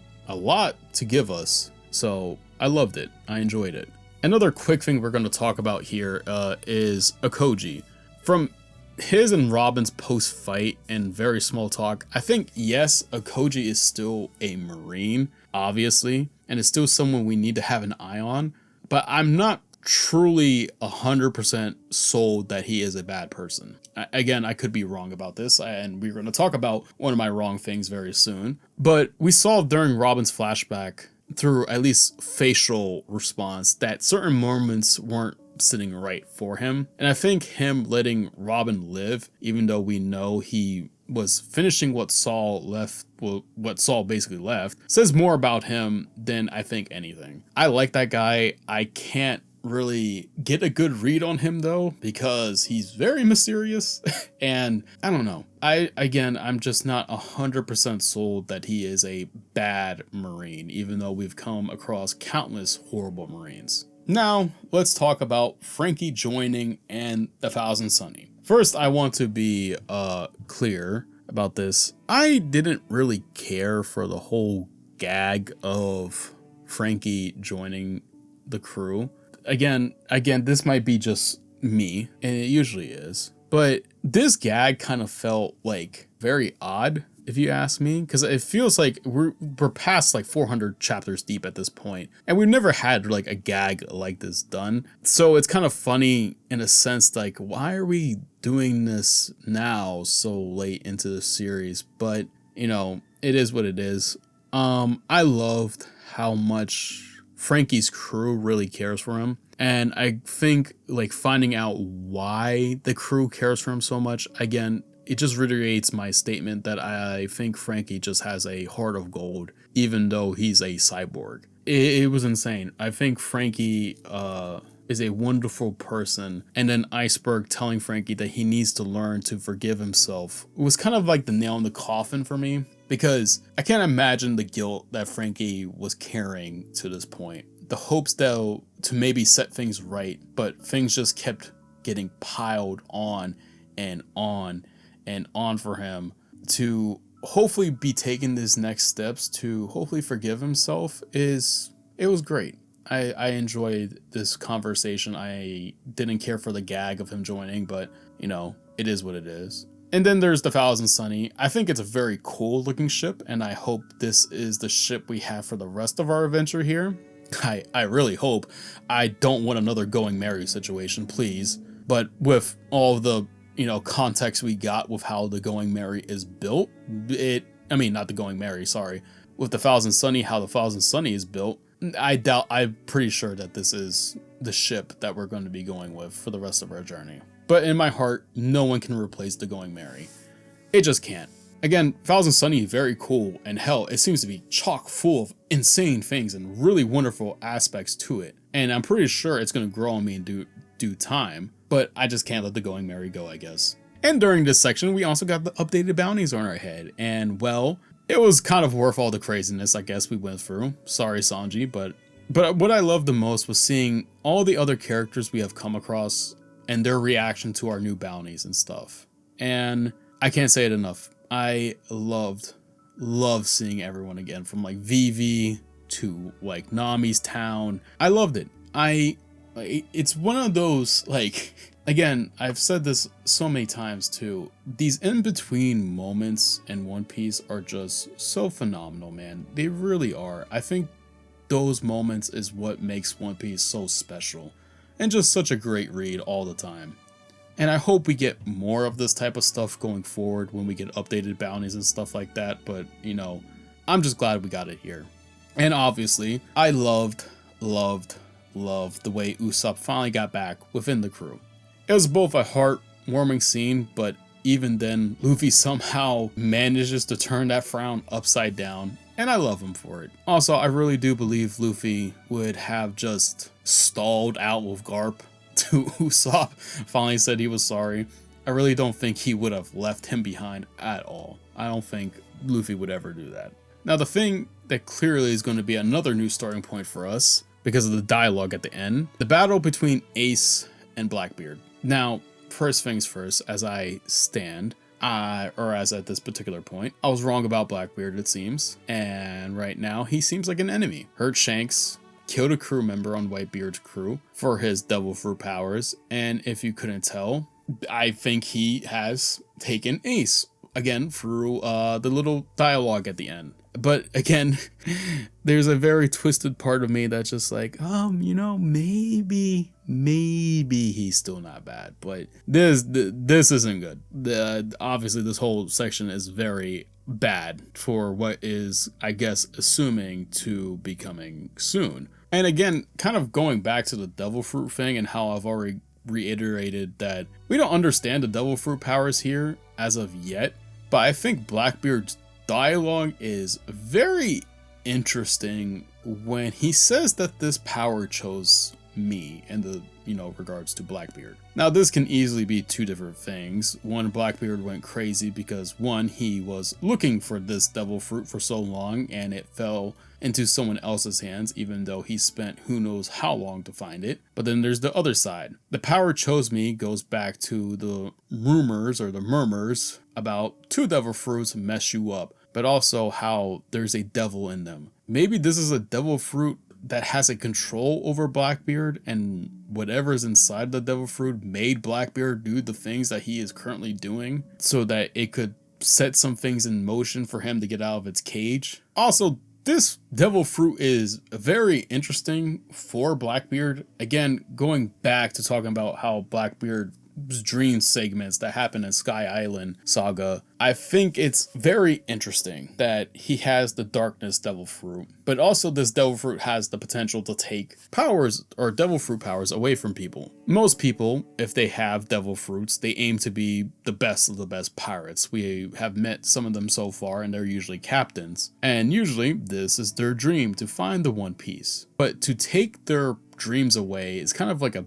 bittersweet thing coming from what little we have gotten from Blackbeard. Also, I know Blackbeard says he needs to touch a devil fruit user in order to absorb their power, but who's to say that without some training he could take all of their powers? Also, Ace, my boy, I don't know what happened fully to you just yet, but I know it isn't good. I do like we have gotten some cool stances of how strong Ace could have been and could be and is, but my very bad gut feeling is that we are probably not seeing Ace for a little time now, and it probably the next time we see him isn't going to be in a very good way, I hope. Post-Enies Lobby is such a crazy fun and interesting post-battle arc that was insane. Again, we got more details on this stretch of work that fueled my mind even more. We got Frankie in the crew, Usopp is back, but my first reaction is these good times may be coming to an end very soon because of that stupid little small panel at the end that kind of implied the fallout of Ace vs. Blackbeard. I loved Water7 a lot, if you couldn't tell. I think the heists were great, and even though the Foxy games were the odd start to the overall arc, it built the foundation to what this arc was going to be. I loved Water7, I loved Enies Lobby, and I love Post-Enies Lobby. I feel like all the emotions going forward to the unknown will drive me off a wall. I don't know what's going to happen. I'm scared to find out what's going to happen, to be very blunt about it. And I think we are probably in for one of the biggest hurdles or the very biggest barricades we have ever come across. I don't know how else to say that. It just feels like this is going to happen very shortly, which is, insane. We already dealt with like so much stuff just in this arc, but oh boy, is the implications of what was said very not good. That's all I really want to say about that. Now, this is a new section going forward that covers cover pages stories that are happening in One Piece. I've been enjoying these cover stories that Oda has added over the course of reading, and I think, or not really added, they've always been there, but I think they add this layer of storytelling that also gives us something cool insights to characters and kind of just like small in-between stuff between arcs to kind of figure out where other people are at any given time. For example, like Ace's story covers, I think we got to know more about him as a person through his cover story, but also kind of gives us that build up to what is happening when he eventually fights Blackbeard. I like the Enlil story during this. I think it's not done yet. I'm very curious to see if he somehow makes some sort of space crew or something and comes back to fight us with them. I think that would be actually hilarious if he does that. I hope that does happen. That would be fun. However, the one that stands out is the Bark works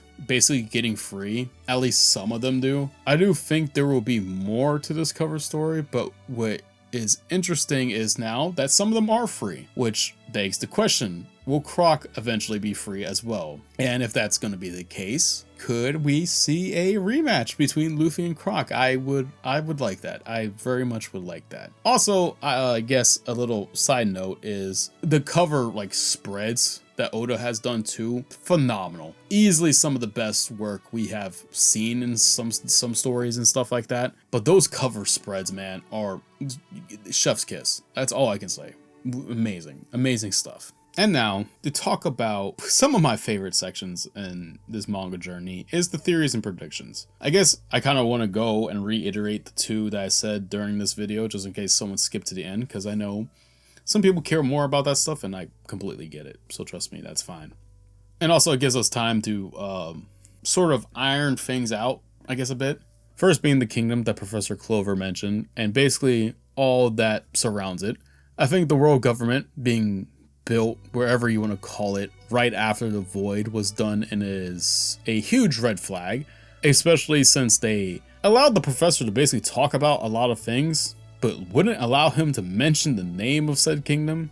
This sort of links to the next theory we are going to talk about. I think during the void, someone or something figured out the inner workings of the devil fruit. They came to power and was slowly taking over the world. However, someone or something in that kingdom that was mentioned was something or someone strong enough to fight back. Whether or not that form of power, or more like was it a power level or was it a strategic level? But if I had to pick one, I would be on the side of maybe that person was just as strong as this person who may have found out how the devil fruit powers work, if you were to ask me, and how I feel at this current time. Also, I think, however, it was leading this, I guess, war on the kingdom, and, you know, they won basically. It set in place the world government, and they are still being ruled behind the scenes of this person, I guess. And maybe not this person, maybe it's like their kid that's in charge now or something like that. It's kind of like hard to say. But again, with what we saw with Chopper and how his powers, like if you push your devil fruit powers to that extent, it changes a lot of aspects of you. So again, we don't know enough about the devil fruit powers themselves, and again, that's what this whole theory is kind of based off of. I feel like if we were to get more context to how these devil fruit powers work, I feel like this theory would be a lot more ironed out than the way it is, because now it just sounds crazy with very little backing, besides using context clues and also real life events that usually happen during these things when you try to hide something in war, or at least how governments hide stuff. And it's very interesting. And I guess if you were to ask me how the current standing is within the world government, I think it like if you were to ask me the current rankings of like how troops are ranked and stuff like that, you know, we would say the run-of-the-mill troops, the sergeants, captains, whatnot, you know, the basic people and stuff like that. And then I think the vice admirals would be there. And then maybe on the scale next up is the 7 warlords, but maybe, I don't know. Then we obviously had the 3 admirals, because, you know, they seem to be the next big thing. And now I don't know if there's someone above the 3 admirals, because usually in this system, whenever you run an army, there's usually someone at the tippy top, but maybe there's not. It's kind of hard to say. Again, it's one of those things where I believe we have to find out and read a little bit more. Then I think there is the 5 elders, and then I think there is a person, or obviously it's going to be a person, I think, that is basically in charge of all of them, because this whole kingdom thing is just so interesting, man. It really is. It's one of the most interesting concepts I think I've come across when reading One Piece, and it's probably going to be the thing that boggles my mind till we get more concrete answers to it. And also, again, going back to the kingdom aspect of this, obviously I'm very interested to see what the tablets have to say, whether or not that's the truth of this world in One Piece, whether it tells us about the One Piece,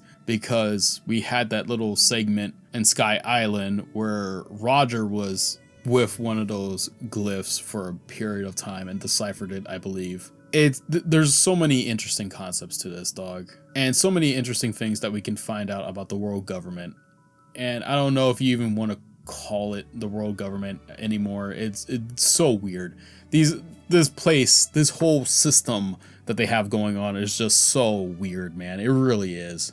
I just can't get over the fact of this, that it took 100 years to possibly get rid of a kingdom. And again, using like 170 nations to one kingdom. That whole segment just doesn't make sense. And again, like I said earlier, could all 170 nations have done it? Probably not. Again, like I said, I believe, you know, using real history here, some people join federations and stuff like that after certain events. So maybe it was like 150 ballpark, right? That range. It still does not make sense that for what I'm presuming, it took the whole world, the world government made up of 170 nations as the number we're using right now of everyone that's in it currently, to get rid of a kingdom. And if that's the case, you know, that kingdom easily was led by one of the strongest people we know in One Piece, or easily has the best strategist I think we will ever have the pleasure of reading about. It's insane. It genuinely is insane. The next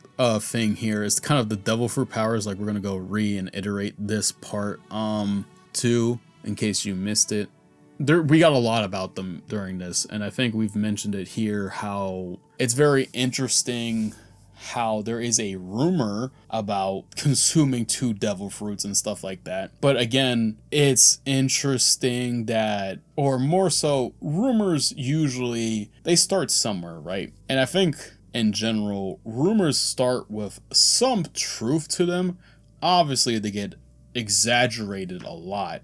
But where did these rumors start? Did someone actually consume 2 devil fruit powers, and who in the world knows what happened to them and became a being of some sorts, right? Or was there more to it? Like, the devil fruits themselves are just so interesting, and we saw with Chopper what pushing it to the limit is. We see it kind of with Luffy pushing himself to gear 2, gear 3 for a little bit. The toll this stuff takes on somebody to go to the extent, to press them to the full extent, it's interesting to see. We saw with Chopper how it altered not only his physical appearance, but also his personality as well. So it begs the question of, or I guess, these devil fruit powers are a lot more than I think surface level we've been giving them credit for. Now, let's talk about some new stuff that we didn't talk about in this video so far. And I think the first major one I want to go over is the aftermath of Ace vs. Blackbeard. Now, if it wasn't for the very last panel of this arc, I would say it could have gone either way. But because of that panel, I think Blackbeard won. So then, what does that entail? And to be honest, I can only think of it going one specific way. Right now, we are supposed to be going to Fishman Island and maybe go through that Bermuda Triangle thing to get things kicked off. But what I think happens is Blackbeard reaches out to the Marines, or more likely the 3 admirals or 5 elders, and is like, hey, look, I have this person named Ace. He's the brother of Luffy, the guy that is driving you guys up a wall right now, and who is really making a name for himself. But also, he's a part of the Whitebeard pirates. You can have him, but if you allow me to, I assume, be a part of the 7 warlords. Blackbeard gets to take a step in the direction he wants to go, but also, so does the 5 elders and marines. What I assume is going to happen is the marines will set up a trap of sorts that lures the Straw Hats and the Whitebeards to an area where there's only one way in, one way out. The marines get what they want, an up-and-coming pirate that's proving more and more to be a threat with them with each passing minute. But also you get a chance of capturing Robin again and using her to claim the ancient weapons. You have the chance to get Whitebeard, one of the 4 emperors. Now, do I think Luffy dies? No. I mean, at this point now, we have, at least for right now, I got 600 more chapters to go till I'm all up to date. And I see this man on every plastered promotional detail that Shonen Jump does. I don't think he's dead. And if he is, that's insane to be promoting a dead man like this. But I think this will be a loss of some sort in every shape or form possible. First, if all the Marines show up, not only will we need to deal with Okoji again, who we barely got out of alive the first encounter we had with him, we have to deal with the other 2, who we know little to nothing about, but I can only imagine that they're on the same power level as him. And to make matters worse, let's say the Marines ask the 7 warlords to help in this operation as well. Not only are we outnumbered by a landslide on a power level of things, and it's leaning heavily towards one side, it just doesn't look good. Obviously, I'm sure the Whitebeard pirates will join, and yeah, that gives us some numbers, but Also, why I'm saying the Whitebeard pirates were joined, just in case you are thinking I'm pulling this out of my butt, it's the way Whitebeard talks about his crew, and you can tell he cares a lot for them as well. And even in the shape he is, I'm sure he's going to show up to try to help Ace if this is the way things were to transpire. And we see how much Ace cares for Whitebeard. I just don't see that being a one-sided affair. This also brings up another point. I know it seems like Luffy is healed, but I don't think he is 100% just there yet. Not only that, Whitebeard is still recovering as well, so we are entering this realm on their terms, outnumbered, outgunned. Our two best fighters in this predicament are not even at 100% to deal with this situation. Even if Luffy is able to go to gear 2 or even 3, he hasn't trained in these forms to last long in these battles. Like, could he fight a Koji in gear 3 and maybe win? I don't know.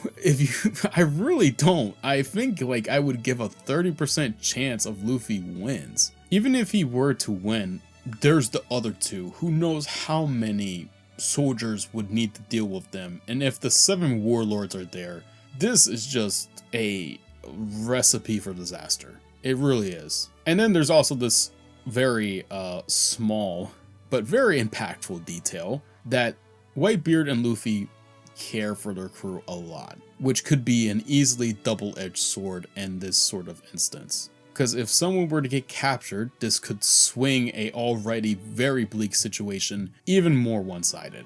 Maybe this won't happen, but I really just don't see how else this stuff will transpire. That last panel just seems like we are on a very bad crash course here to who knows what's going to happen. But there's also the other weird chance, I think, that Blackbeard just lures them out himself, even though I don't think this happens. Because even with him being so inexperienced with Devil Fruit powers, and also Whitebeard is pissed with you, I don't think he is dumb enough to do this by himself. Obviously, I think he's going to rely on other people to kind of help with this next area of events. Also, this next one is kind of a funny one, and yes, you can point and laugh because I kind of alluded to it in the Saul aspect of this. I'm probably gonna even give this a funny little title when I put it on screen, but I think we have to talk about the elephant in the room, and we gotta address this.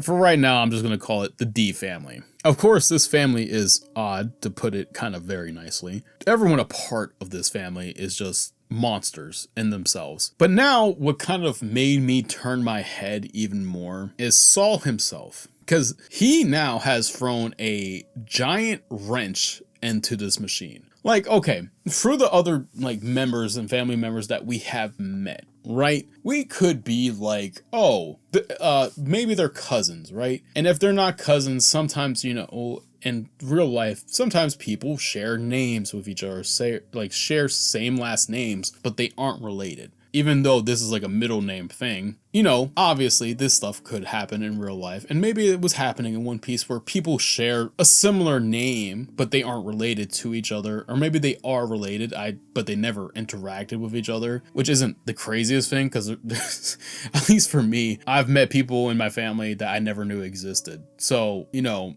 sometimes this stuff does happen. But Saul himself is a giant, which I know sounds, wow, Saul a giant? That's insane. Yeah, cool. Saul's a giant, but now he carries the initial D in his middle name, and he mentions that like, oh yeah, his family and stuff like that, they all have the letter D in their names too. Great, like so, like great. So I thank you so much for giving me that detail that has now made me more confused about this stuff. Like you know.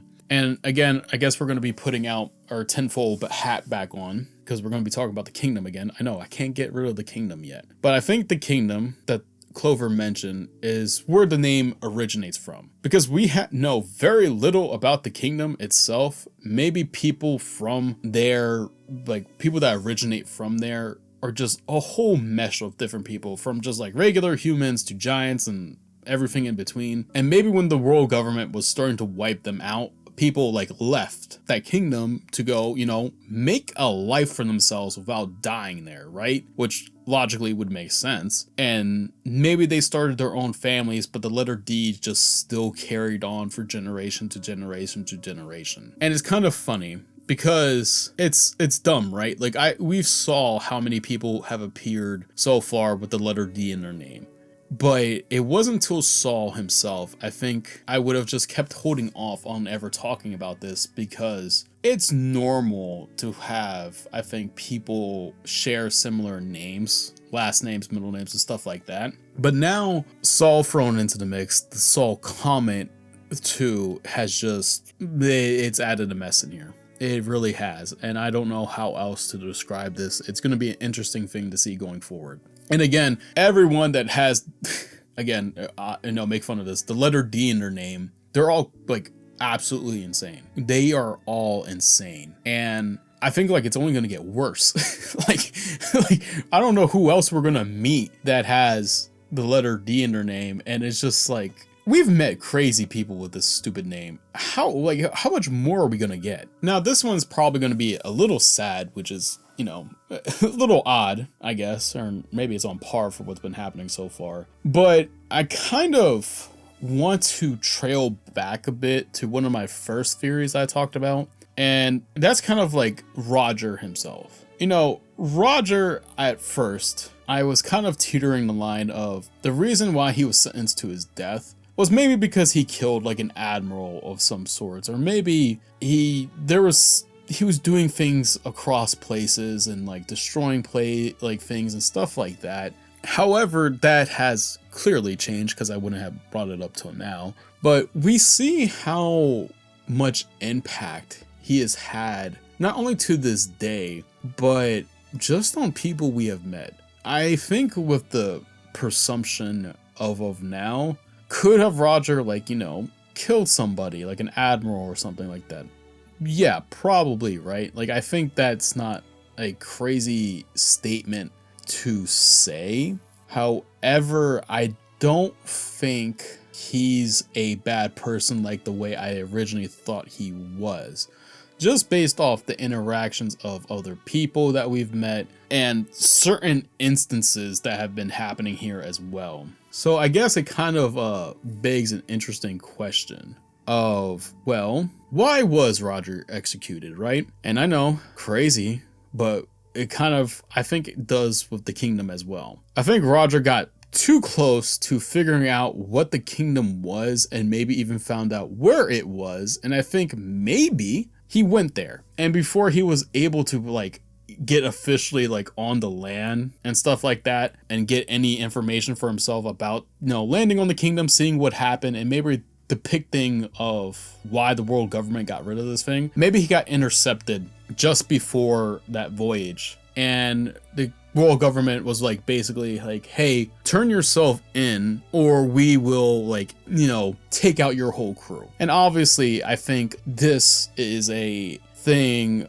like, again, we don't know a whole lot about Roger, but we know enough to think that he's kind of like Whitebeard and Luffy in the sense that it seems, and I think this also is kind of proven with Shanks and Buggy, that he would probably take himself in and give himself, like, his whole crew just get like wiped out, right? But I think another reason for his execution was the world government was basically making a statement. Like, hey, this is what happens when you get too close to the truth. This is going to happen to you, and we are going to set an example of this man to make sure that no one ever follows in his footsteps. But what I think they weren't expecting was Roger talking about the One Piece, right? So I think their own plan completely backfired on them in the sense that, oh, we're going to take Roger, we're going to make a public statement by, you know, taking, you know, his head. But I don't think they were expecting him to say the things that he did in his final moments. And in those final moments, I think I hope we get to learn more about Roger. I really do. I really want to learn more about him because I think in his final moments, he really helped lead the next era. of pirates. I think he did. I think he found out what exactly the world government is, who they are, what they done. Again, it's a theory. That's why this is here. I think he wanted to expose things, but at that current time, he didn't have the facilities to do so. But in the hopes that, you know, for the people to come after him, he gave them this piece of a puzzle in the hopes that they can take that piece and complete it and finish what he did. Which, you know, I'm making this all up. It's a theory, like I said. But if it's anything like this, Roger could be a very great character. You know, and again, for like small dialogues and certain, you know, sentiments that we've seen, statements and stuff like that, he seems to have been a good person. You know, good could be a very teetering line here. You know, again, we're dealing with pirates, but I don't know. I just hope that we see more of Roger or read more about Roger soon. I really do. Even though I feel like this is just going to be a thing where the only stuff we get of Roger is literally just through little nitpicks here and there. And I don't think I'm going to get like a full picture of him till probably the very end. Which is going to probably suck because, again, it's kind of like so many things that's happening in this story that there's so many interesting things and you only get like... You get like crumbs here and there, and it bugs me so much at times because I'm like, dog, just give me my full plate, dog. Give me my steak and mashed potatoes and cornbread and stuff like that. Don't be stingy with the food. Give me the whole platter. Don't do this to me. But you know, this last one I actually kind of just thought of post-editing here. Is Shanks and Buggy I wanted to talk about. I forgot about this. There's also another one I kind of forgot too that I'm going to talk about. I think Roger left them with what the One Piece was, obviously because they're part of his crew and they're alive today, but I think he told them everything about everything basically that he knew. And I think Shanks and Buggy are on their own two like quests to figure out the One Piece for themselves. But I think they're both trying to figure out things while trying to achieve it in their own way, if that makes sense. Like, I think that they have the facilities to do it, but it's more so they're trying to, I guess, make a clear-cut answer to what Roger found out and stuff like that. Because I think, now that I'm thinking about it too, with this post-editing thing, I think it would be dangerous if Roger told them everything, but I think Roger probably told them just enough for them to go out there, explore the world, and figure things out for themselves. And look at it through their eyes. Like, here's what I saw, here's what I see, and here's what I found out. You take this information, learn, go out there, explore the world, live it, and see if you come to the same conclusion I do. And if you do, carry on my will, you know, kind of something like that. Obviously, I hope we get to see more Buggy now. I didn't think I was going to be saying that because originally I was like, oh, Buggy seems cool, but I don't know if we'll I thought we would interact with him again. I just didn't know in what shape, form, or capacity. Now I want to interact with him because now I know you're a part of the Roger crew, and I want to test you in battle, man. I just want to see what you can really do now. The other thing that I guess we can talk about too is the warlords. Again, this points back to everything we come to know now. The whole warlord thing just doesn't make sense too. Obviously there's other things that don't make sense. Like the Marines, like when we talk about armies and stuff like that in real life, it's like a brotherhood of sorts. You know, you have to do something very, I wouldn't say heinous. I don't know if that's the proper word. But when you join these certain things in real life, it's like a brotherhood, right? Where once you're in, you're in. So it seems very interesting that the 7 warlords would go against their own brethren and pirates to help the government. So I guess that begs the question of why they do it, but I think the only conclusive answer that I can think of is that obviously the world government has access to information and stuff like that you probably can't obtain through normal means while being a pirate. So whether that's protection, books, knowledge, wealth, you know, whatever it is, I can only assume that the 7 warlords are joining because they can get access to whatever it is that they can't get access to for normal means of being a pirate. Because we saw how Croc was basically working, and it's very interesting whether or not, I hope they delve onto this too, if he was working under their nose while trying to figure out the glyphs, or if he like told them and they knew that he was like deciphering them and stuff like that. So, you know, I wonder why, basically sum this up is like, I wonder why the 7 warlords are like the 7 warlords and working for the government. I hope we get to talk about that. I really do. Character rankings, and this one is probably the hardest I think I've had when it comes to this since the very start of this whole journey. One, I think, and also this rankings is about this current arc. First, I gotta give it to Luffy. Second, Usopp. Third, Robin. Fourth, Zoro. Fifth, Nami. Sixth, Chopper. Seventh, Frankie. And eighth, Sanji. Again, I love this crew. But this arc has thrown me for a whirlwind. And I think past Zoro, it was like basically a battleground for who I was gonna put where. Because I felt like Luffy, Usopp, Robin, and Zoro, like obviously I felt like those were the top ones for me for this arc. I just didn't know where to place them. And then when I got to the other half of this, I was just like, dog, what am I gonna do? Because I feel like everyone was just great. It's insane. Like this was easily the hardest like arc of character rankings that I do for the crews at the end that I've had. It's the hardest one I've done. Easily. No questions asked. And now I think I've talked your ear off about Water7, and I hope you all can get the thought process of that I really like this arc. I really did. I don't know how else I can keep saying that. At this current time, I don't even want to say how long this video has been recorded. I never thought I would sit here and talk for as long as I having to talk about One Piece. I never thought a day would come where I would just be doing this, but here we are. It's not a bad thing, so don't think that's a bad thing. It's just like funny to me. I just never really expected to blabble about this for this long over an arc like this. It's insane. Genuinely insane. And obviously, like I've said, I love this journey so far. I'm loving One Piece. I can't wait to see where this journey goes. When we did the Sky Island saga, I thought that was like the peak, but I was gladly wrong. And Water7, geez repeats, man. Water7, you were spectacular. I think that's all I can do. This is the end of the video. I hope you all enjoyed. Let's talk Water7 below if you are interested to do so. But remember, please keep the conversation about the current arc or past arcs and stuff like that while trying to avoid spoilers as much as possible. Obviously, you know, the more arcs we go down, it's kind of like, you know, if people click, like if they've never read One Piece and you click Water7, I feel like you're just asking to get spoiled about something. But, you know, let's just try to be cautious for people, you know, just in case.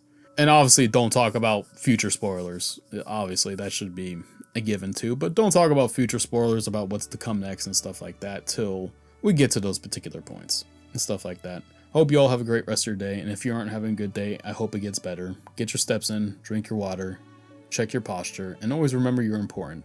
And until the next one, I will catch you all later, and hopefully the next one isn't as long as this, because oh boy, my throat hurts.